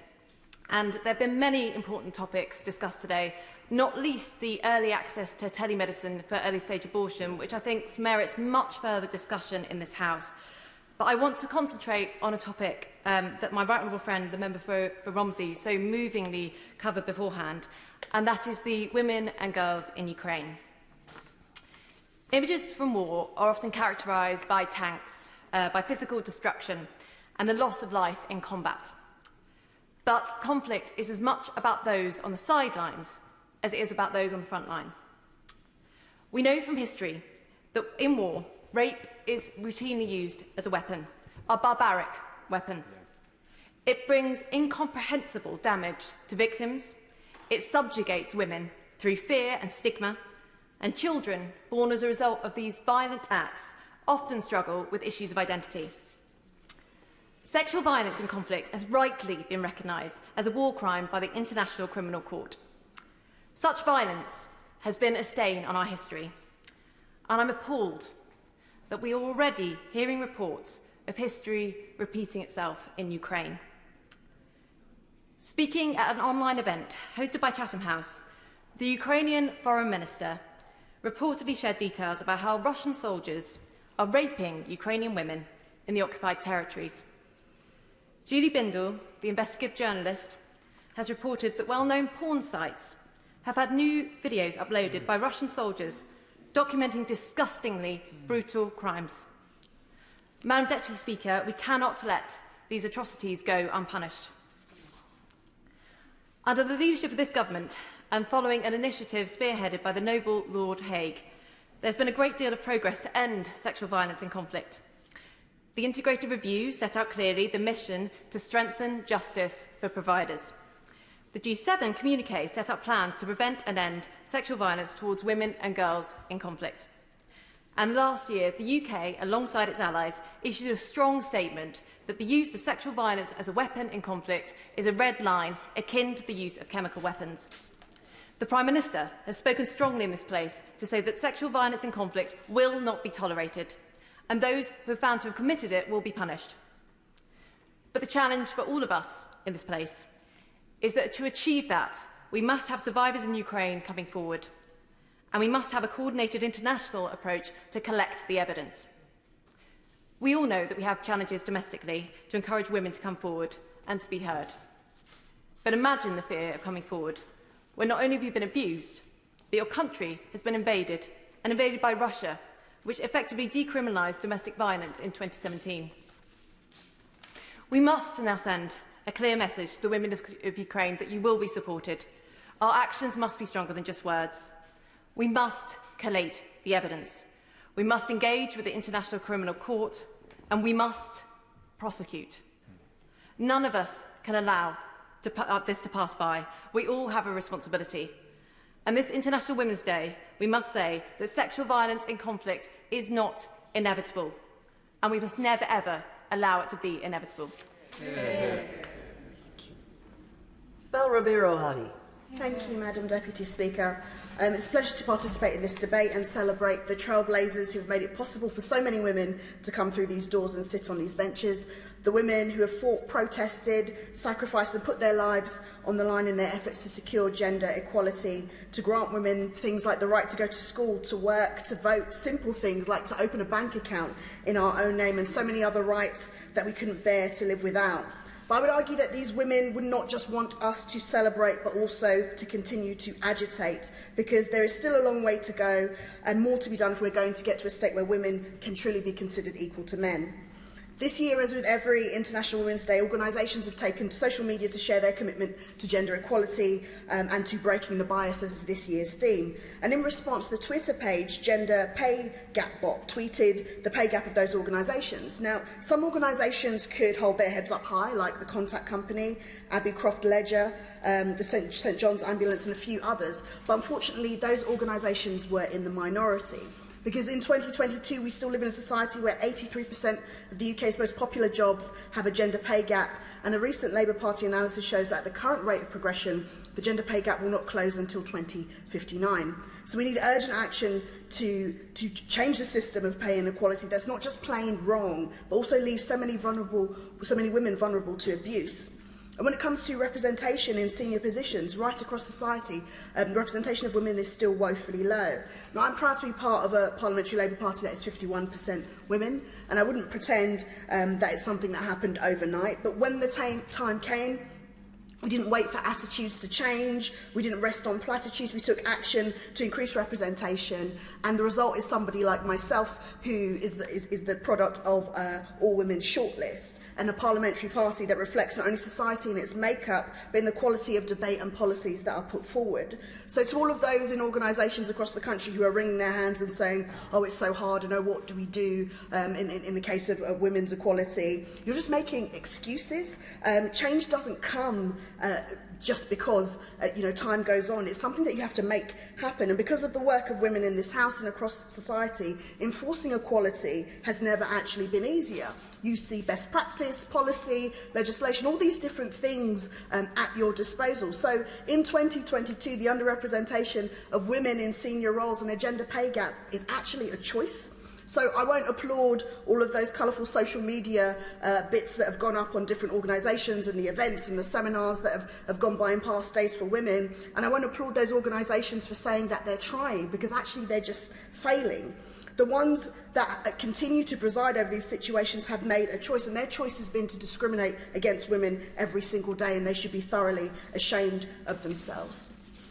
Madam Deputy Speaker, it's right that we've discussed domestic gender inequality. It's obviously extremely important, but we must remember that we are celebrating International Women's Day, a day for all women wherever they are in the world. And our minds rightfully turn to the plight of women in Ukraine facing Putin's aggression, and those women that we all saw this morning in the maternity hospital. Those left behind in the country are so many women often are in this situation.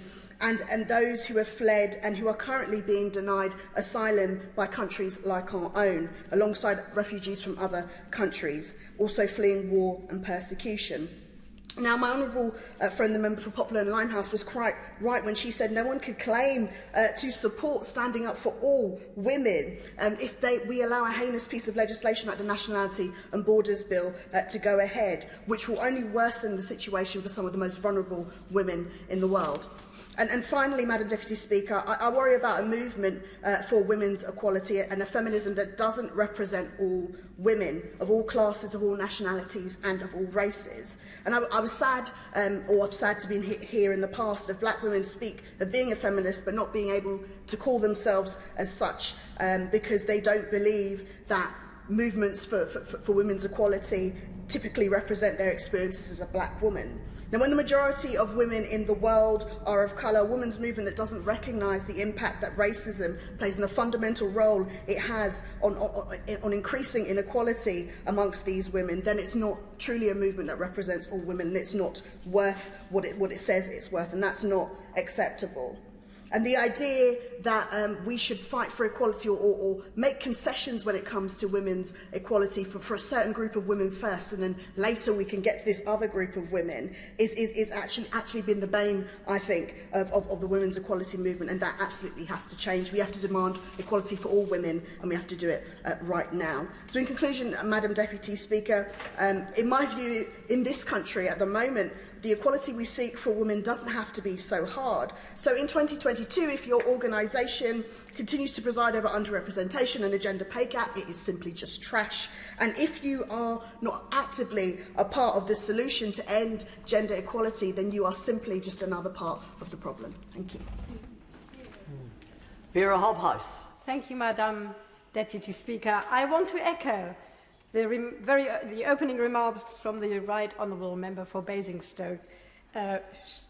She is absolutely right. Today we stand in solidarity with the women of Ukraine. Our hearts go out to their suffering, and we stand in awe to their bravery and resilience.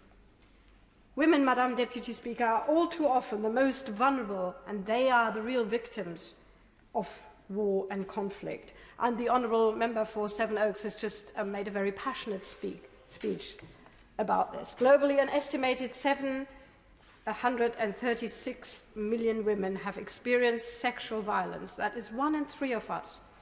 Over 80,000 women were murdered in 2020, most at the hands of a close relation.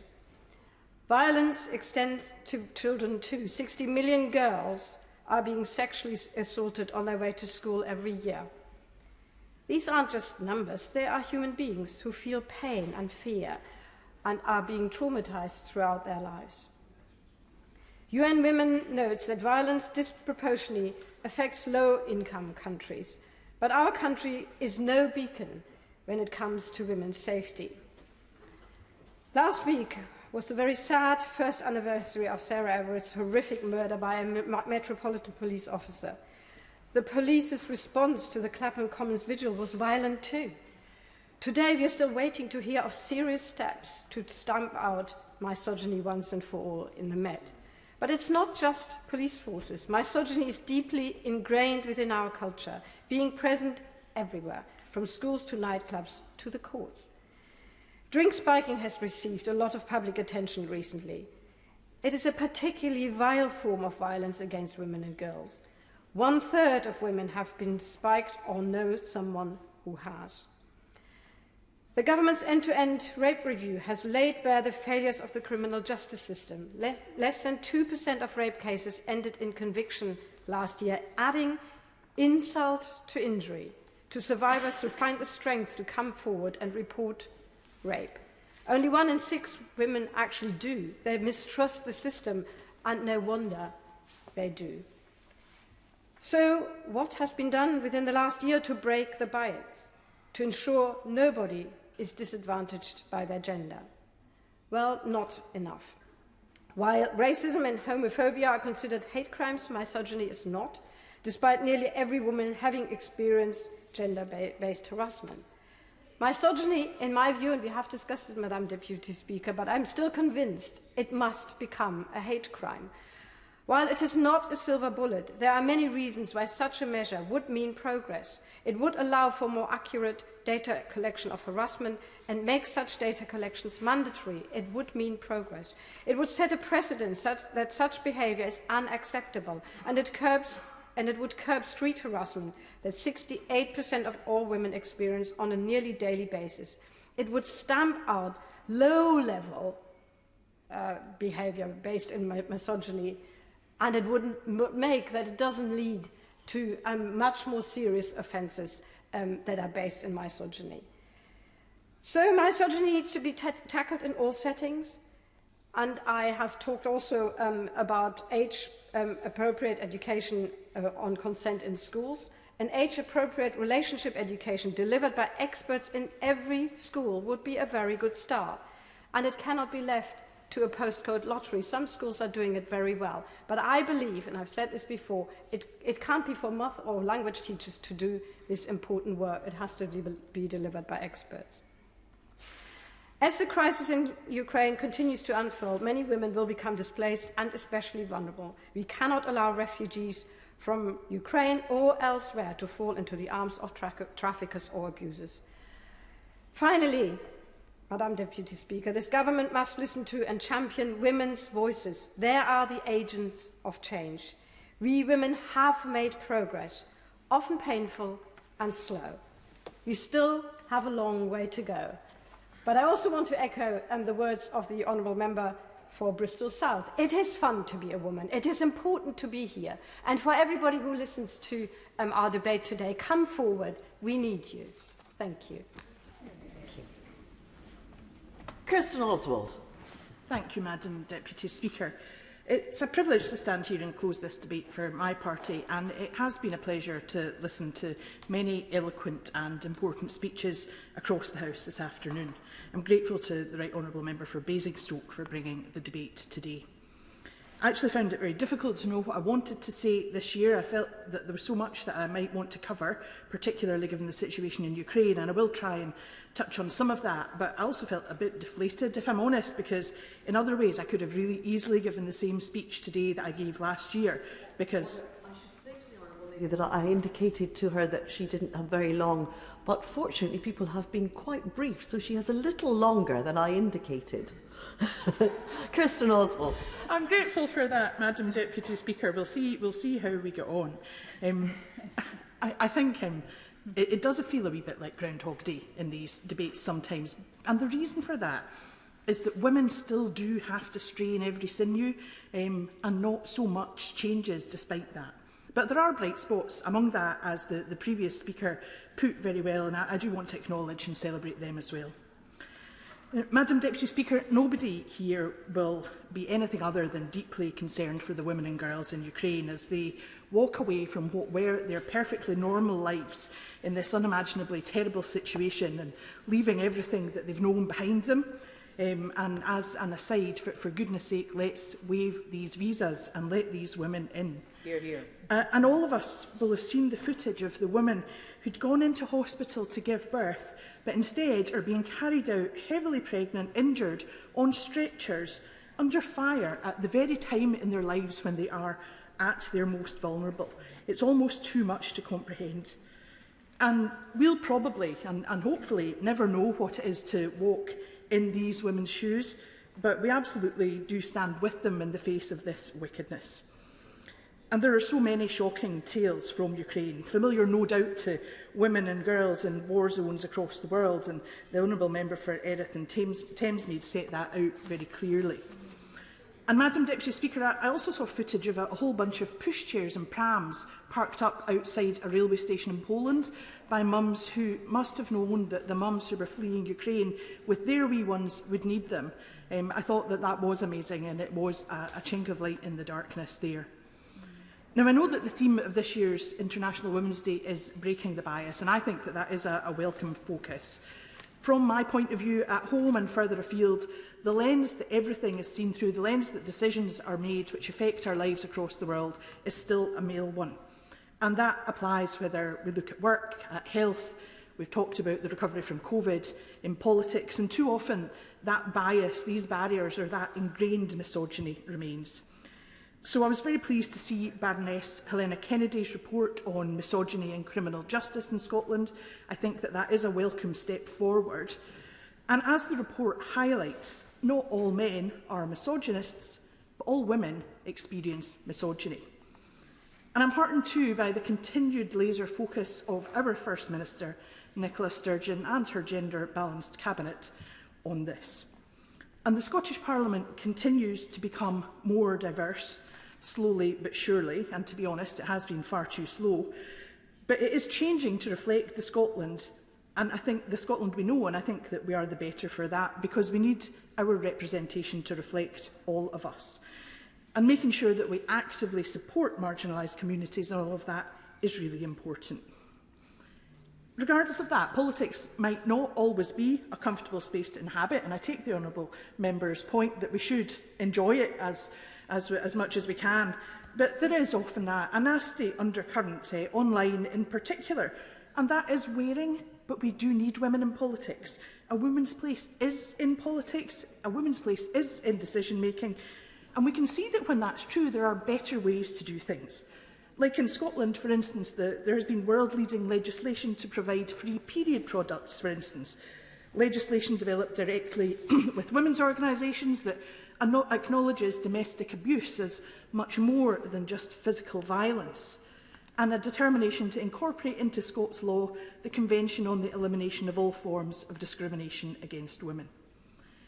And we also have a fantastic women's health plan in Scotland. I think that's so important, and the focus on the menopause, which has for far too long been something that is unspoken, is profoundly helpful, and I've been very pleased to hear a number of honourable members mention the menopause today. So I really welcome that focus on women's health.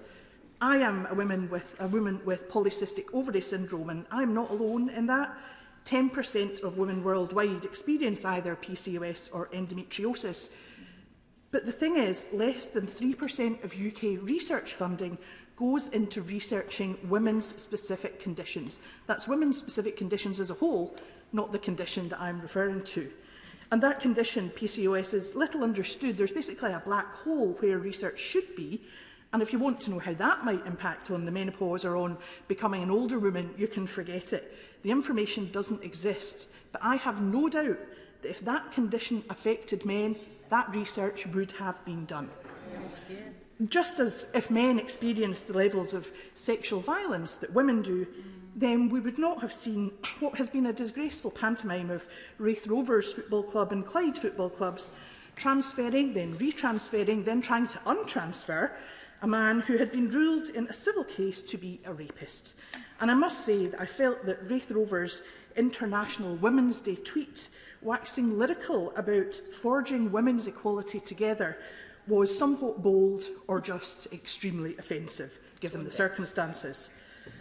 And I've seen some people, men actually, ask why that had never seemed to be a problem before. Why now, they're asking, suggesting, and some actually saying, that those of us who are unhappy about this are jumping on a bandwagon. Well, I'll tell them why. We are ground down by this kind of thing, day in and day out, and thank goodness we've made enough progress over the past few years that women are feeling able to say, enough.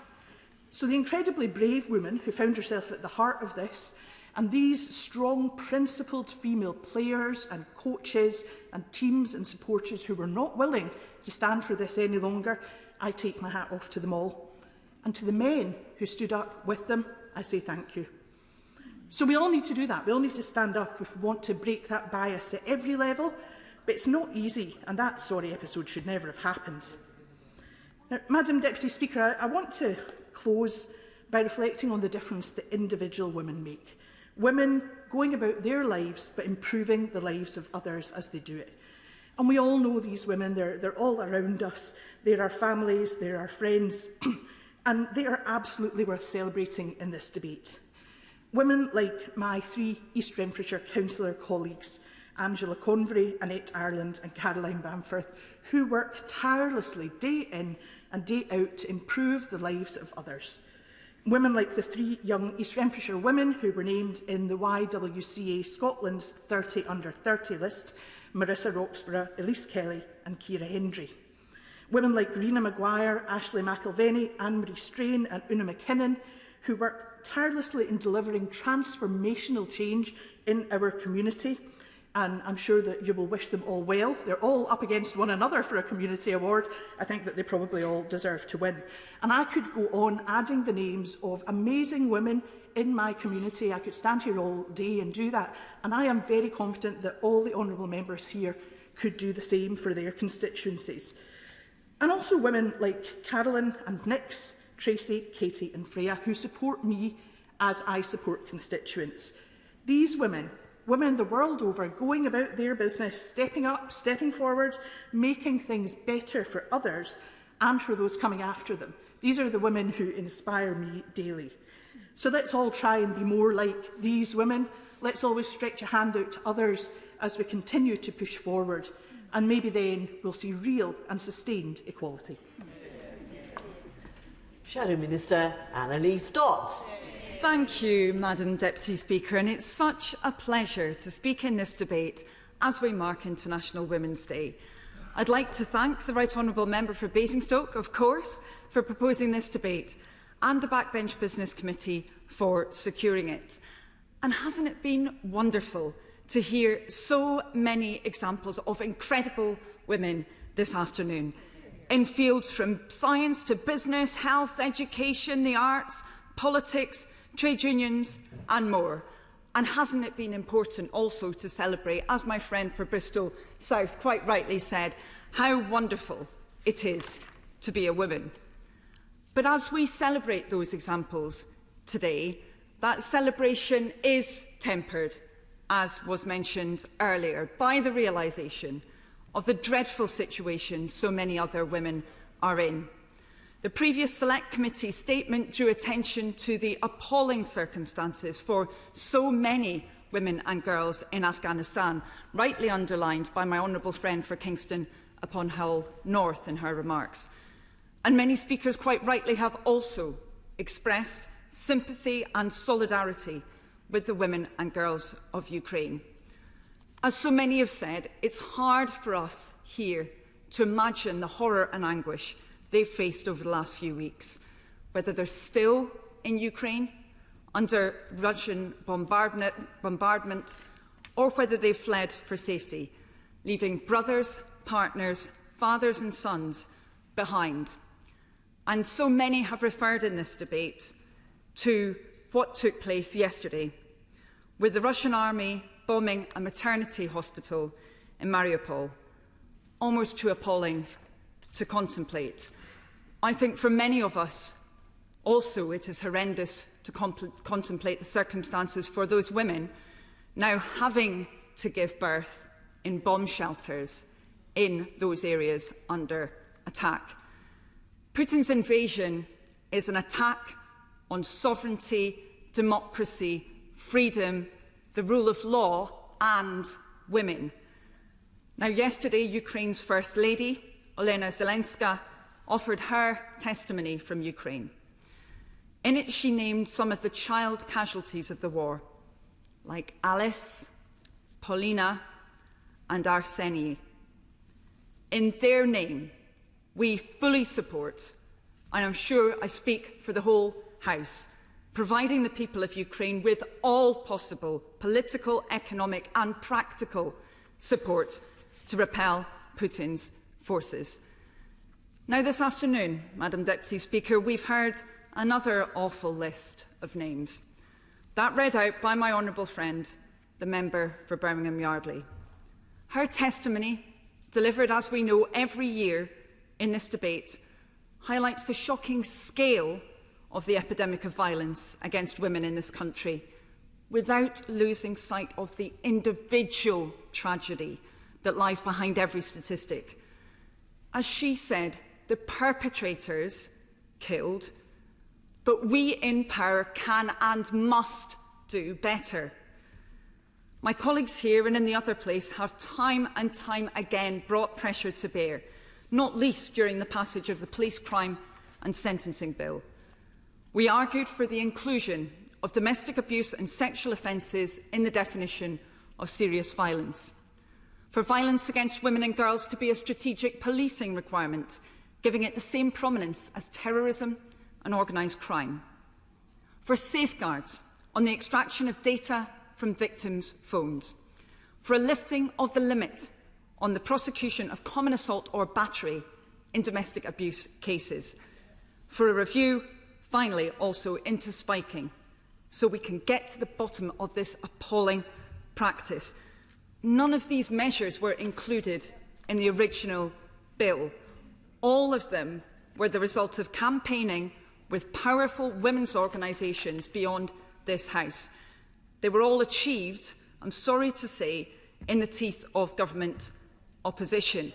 Now, outside that specific legislation, it was also pressure from those organisations from this side of the House that resulted in violence against women and girls becoming a strategic policing requirement, giving it the same prominence as terrorism and organised crime. But there's so much more to do. And as my friend for Canterbury said, we need drastic action that recognises this is an emergency. So will the government now introduce the other measures contained in our comprehensive Green Paper? Will she ensure there will be a specialist rape unit in every police force area? Will they bring in minimum sentences for rape and for stalking? Will they make misogyny a hate crime, as has rightly been called for? And will they publish a perpetrator strategy, as the Domestic Abuse Bill requires this to happen before the end of next month? Now, violence against women and girls, male violence, as was rightly said, is not just a criminal justice issue, it is also a public health one.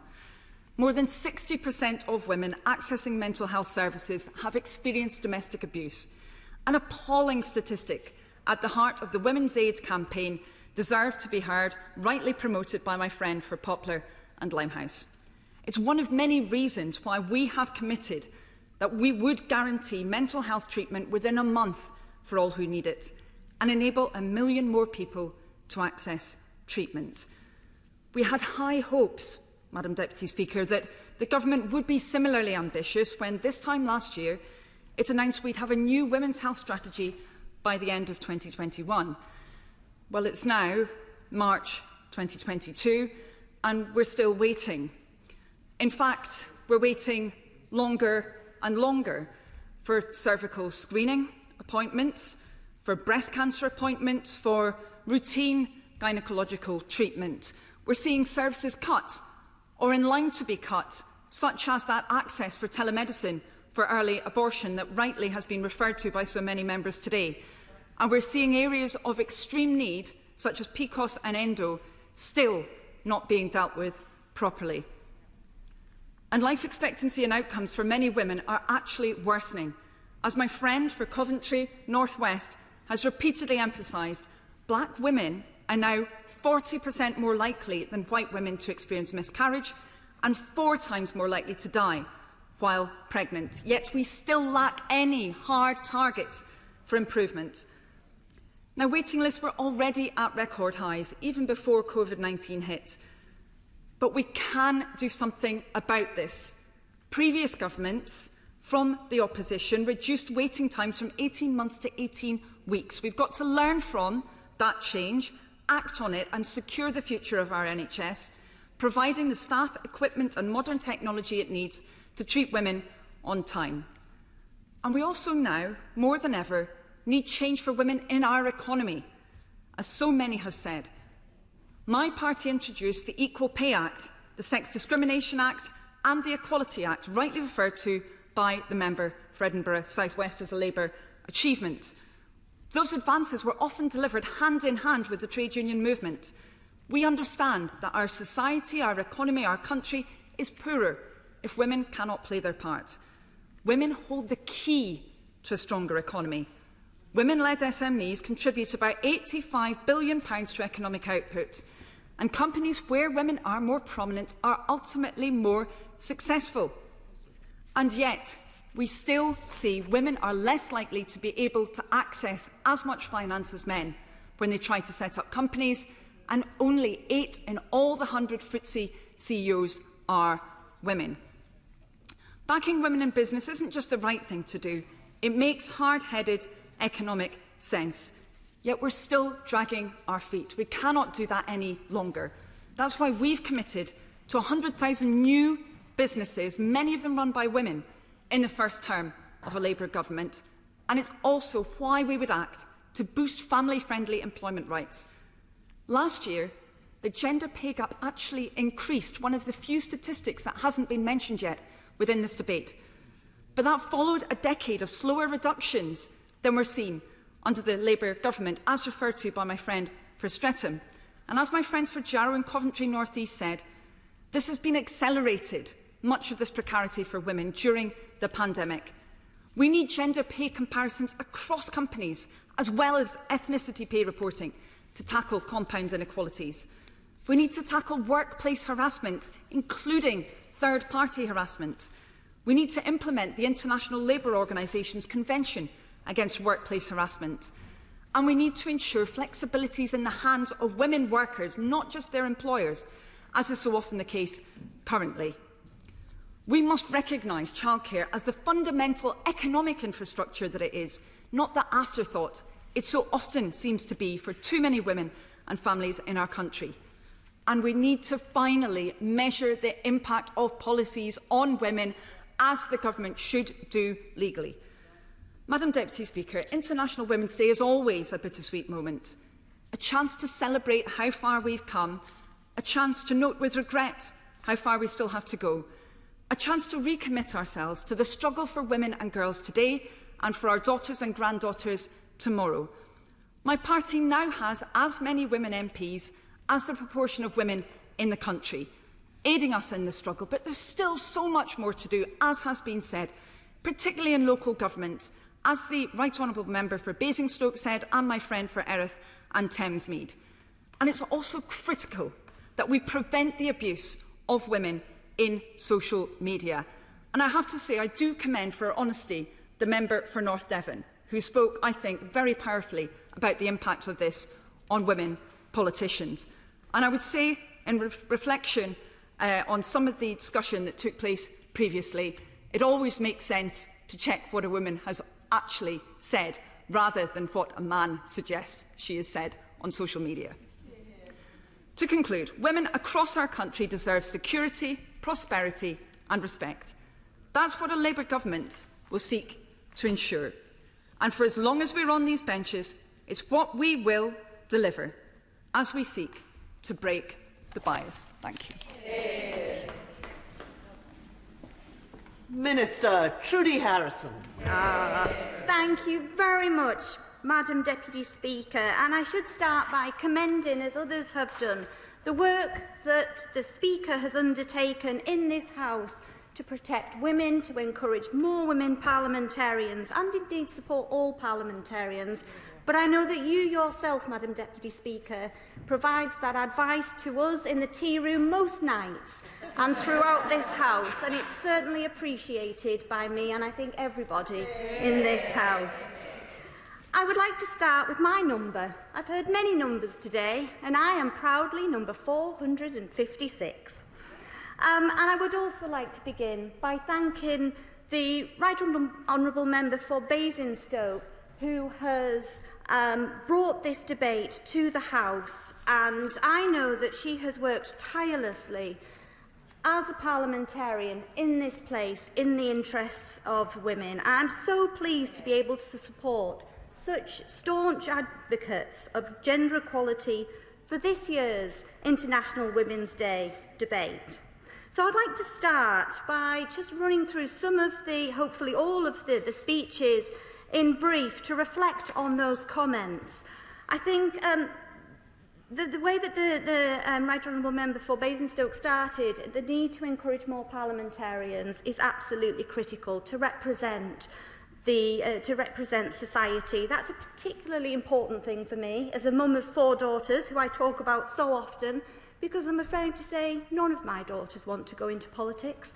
And at a recent event I spoke at, I asked all of the women to put their hands up if they had daughters, and then asked if any of those daughters would consider a career in politics.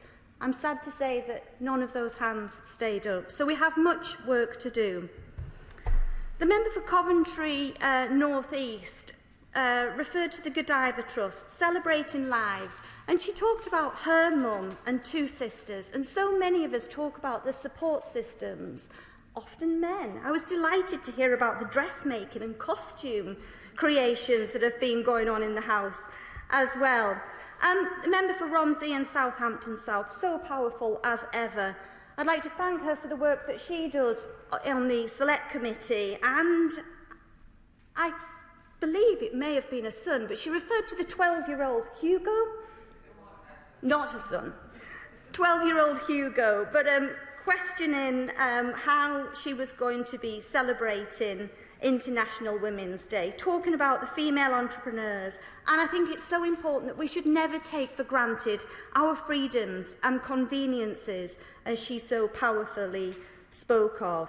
So, I'm really grateful to have this chance to speak about some of the issues raised already today and to share some of the work the government is doing to support women and girls in the UK and around the world. And I begin by saying, as many honourable members have also said, that my thoughts are with all those affected by the events in Ukraine at this very difficult time. So many members have referred to the atrocities that have been going on in that country. We strongly condemn the reported Russian attack on a maternity and children's hospital in Mariupol. An attack on a hospital constitutes a breach of international humanitarian law. The loss of innocent lives is deplorable, and we call for this attack to be documented and investigated. I think that Putin's directive to bomb a baby hospital is beyond barbaric. There can be no one more helpless than a newborn baby. And his decision to hurt and kill women, babies, children, and medical staff has outraged members in this House, this country, and indeed across the world. We continue to stand united with our international partners in supporting the government in Ukraine. International Women's Day provides us with an opportunity to reflect on our role in the international community, especially in supporting women and children affected by conflict in the world.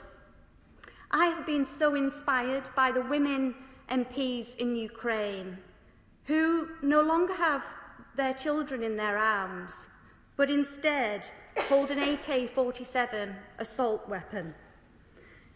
The issue of gender-based violence has featured heavily today. As some of you have pointed out, we're also reeling from the tragic deaths of Sarah Everard, Sabina Nessa, and many other women that the Right Honourable Member for Birmingham Yardley has so poignantly listed.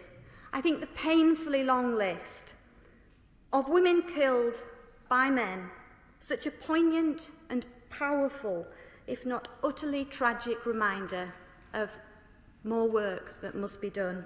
And I would like to put on record my thanks to Karen and Gaila Smith for compiling that record. As my right honourable friend, the Home Secretary, has said, we do not accept that violence against women and girls is inevitable. And as other members have said, we do not accept, the member for Sevenoak referred to the inevitability of sexual violence in conflict.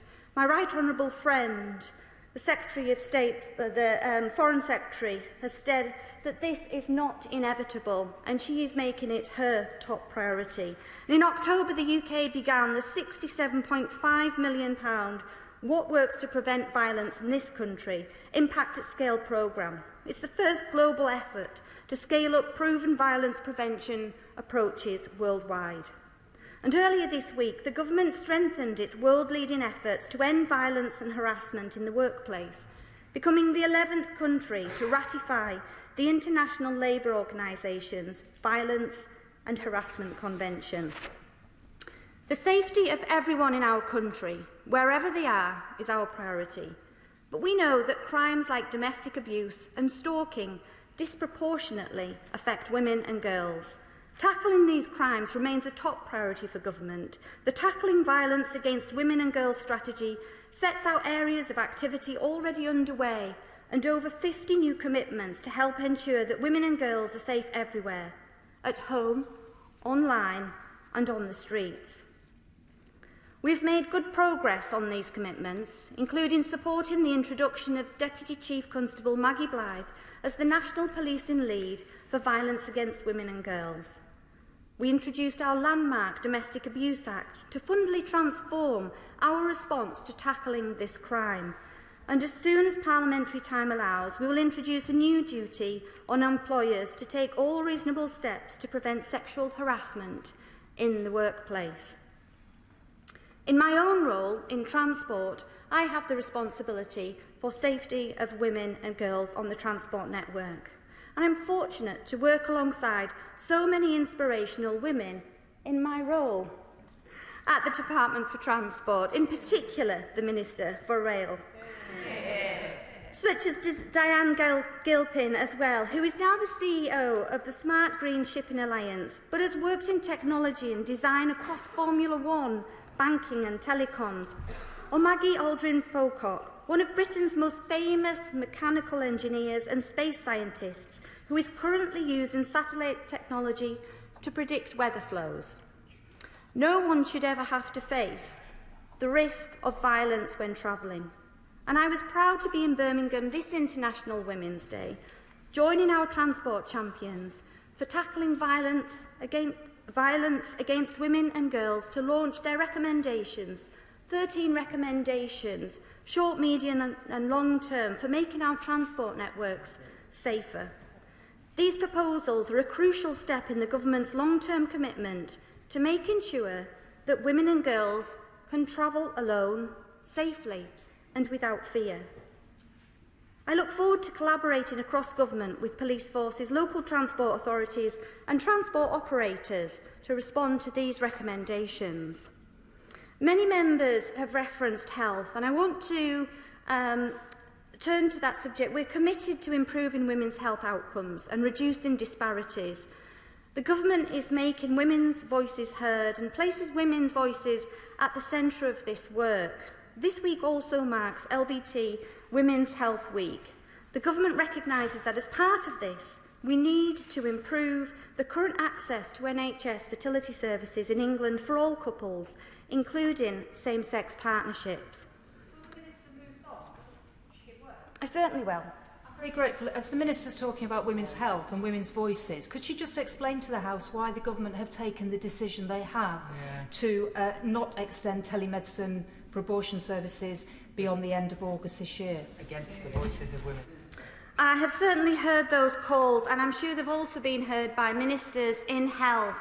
I understand that there will be a review taking place, but I'm going to ask my colleagues in health to write to her with that particular response. I'll give way.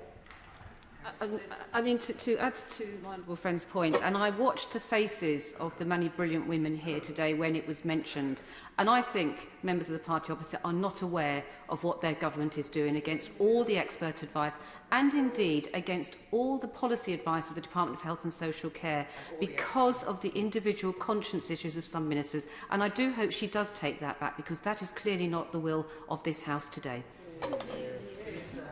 I thank her for the intervention and just really repeat what I've already said about liaising with colleagues in health. The well-being and safety of women requiring access to abortion services has been and will continue to be our first and foremost priority.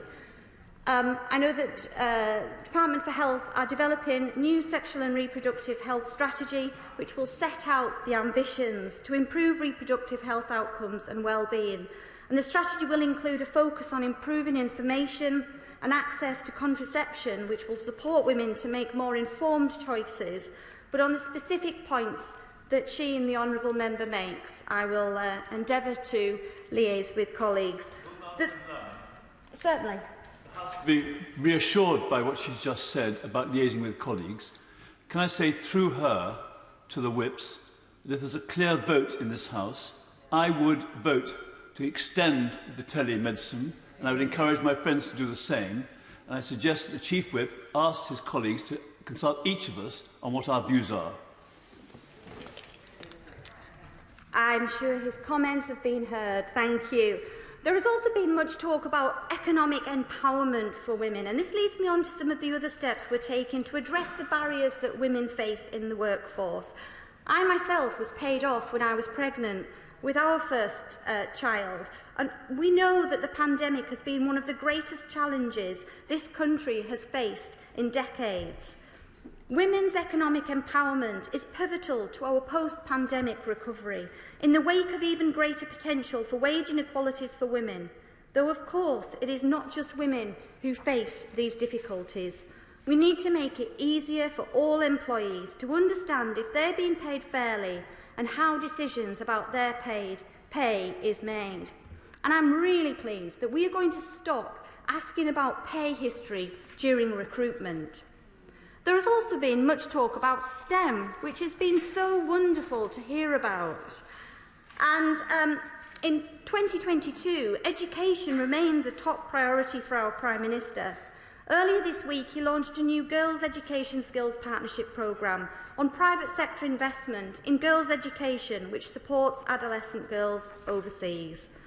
We've made great progress in increasing the number of girls studying STEM subjects, but at present, women only make up 24% of the STEM workforce. I would just like to end on the comments. I'm afraid I won't give way.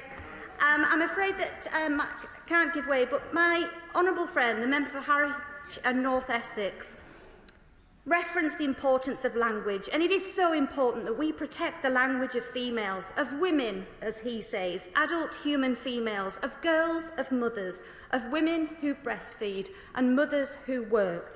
I think that is so important as we go forward, but it has been a pleasure, Madam Deputy Speaker, to speak in this important debate. Madam Deputy Chair. Deputy Speaker, it's a great pleasure to see you in the chair. Can I thank the 27 members of this House, honourable and right honourable friends and members across the House for taking part, for the Minister who has spoken in response to this debate, for her advocacy for women on so many issues, and I hope she's able to discuss the content and the issues raised today with the Minister for Women and other colleagues. The honourable member for East Renfrewshire, if I pronounced that correctly, said it was Groundhog Day, and I'm afraid I tend to agree with her on so many of these issues. And when it comes to women in the House of Commons, we need to make sure that the government, Parliament and the parties are working together to make sure that we get more women into this place after the next election. And I hope the positive energy coming from today's debate goes out to the women around the world who live in areas of war, because it's those women who need our help and support the most. Thank you. Point of order, Sir Bernard Jenkin. Give notice to the Honourable Lady from Oxford East that I would raise this point of order. She challenged me to clarify exactly what she had said and to correct the record if I was wrong by suggesting that she had not answered a question clearly. And the question she was asked by Emma Barnett on Women's Hour was very simple. And Labour's definition of a woman, she was asked, and she answered. Well, I have to say that there are different definitions legally around what a woman actually is. I mean, you look at the definition within the Equality Act, and I think it just says someone who is adult and female, I think, but then doesn't see how you define either of those things. I mean, obviously, that's then you've got the biological definition, the legal definition. Madam Deputy Speaker, I suggested that this answer was unclear. I think I'm correct in my representation of that answer. The honourable gentleman, for his point of order, he said that he would endeavour to correct the record, and he has sought to do so. Would the honourable lady like to follow the point of order? Annalise Dodds. Thank you very much indeed, Madam Deputy Speaker. Of course, I'm grateful to the member for giving me advanced mention that he was going to make a point of order. However, he actually stated that I was unable to define what a woman was. That's not true. I am a woman, obviously. And, OK, we all occasionally might use the odd or ah in an interview. But if you listen to what I said adult female under the Equality Act. I also, in that interview, which he did not quote, but which he intimated that I did not say within some of his comments and those of others, the Equality Act protects on the basis of sex. I stated that there is a biological definition and that there is also a legal definition. Now, if he wants to dispute whether any of those definitions are extant, I'm very, very happy to have that discussion here. I don't think that his argument would actually hold water because it would not be a correct one. So I do feel that he still should withdraw those original remarks, but I accept that he's attempted, at least from his point of view, to set up his view or set out his view. I do, however, think it's a mistaken one. Thank you. Thank you. I thank the honourable lady for answering the point of order. There is clearly a difference of opinion here, and that's not a matter on which the chair can adjudicate, nor should the chair try to, but the facts have been satisfactorily put on the record, and I'm grateful to everyone concerned for doing so. The question is, as on the order paper, as many as of that opinion say aye. Aye. Of the contrary, no. The ayes have it. The ayes have it. Petition, Teresa Villiers. Its online equivalents have been signed by more than 1,000 people because they want to save Barnet Police Station. The Mayor of London has shut the front desk and now wants to sell off the building. We want to stop him from doing that. The petitioners therefore request that the House of Commons urges the government to press the Mayor of London to drop his plans to permanently close Barnet Police Station and to work to reopen it as soon as possible.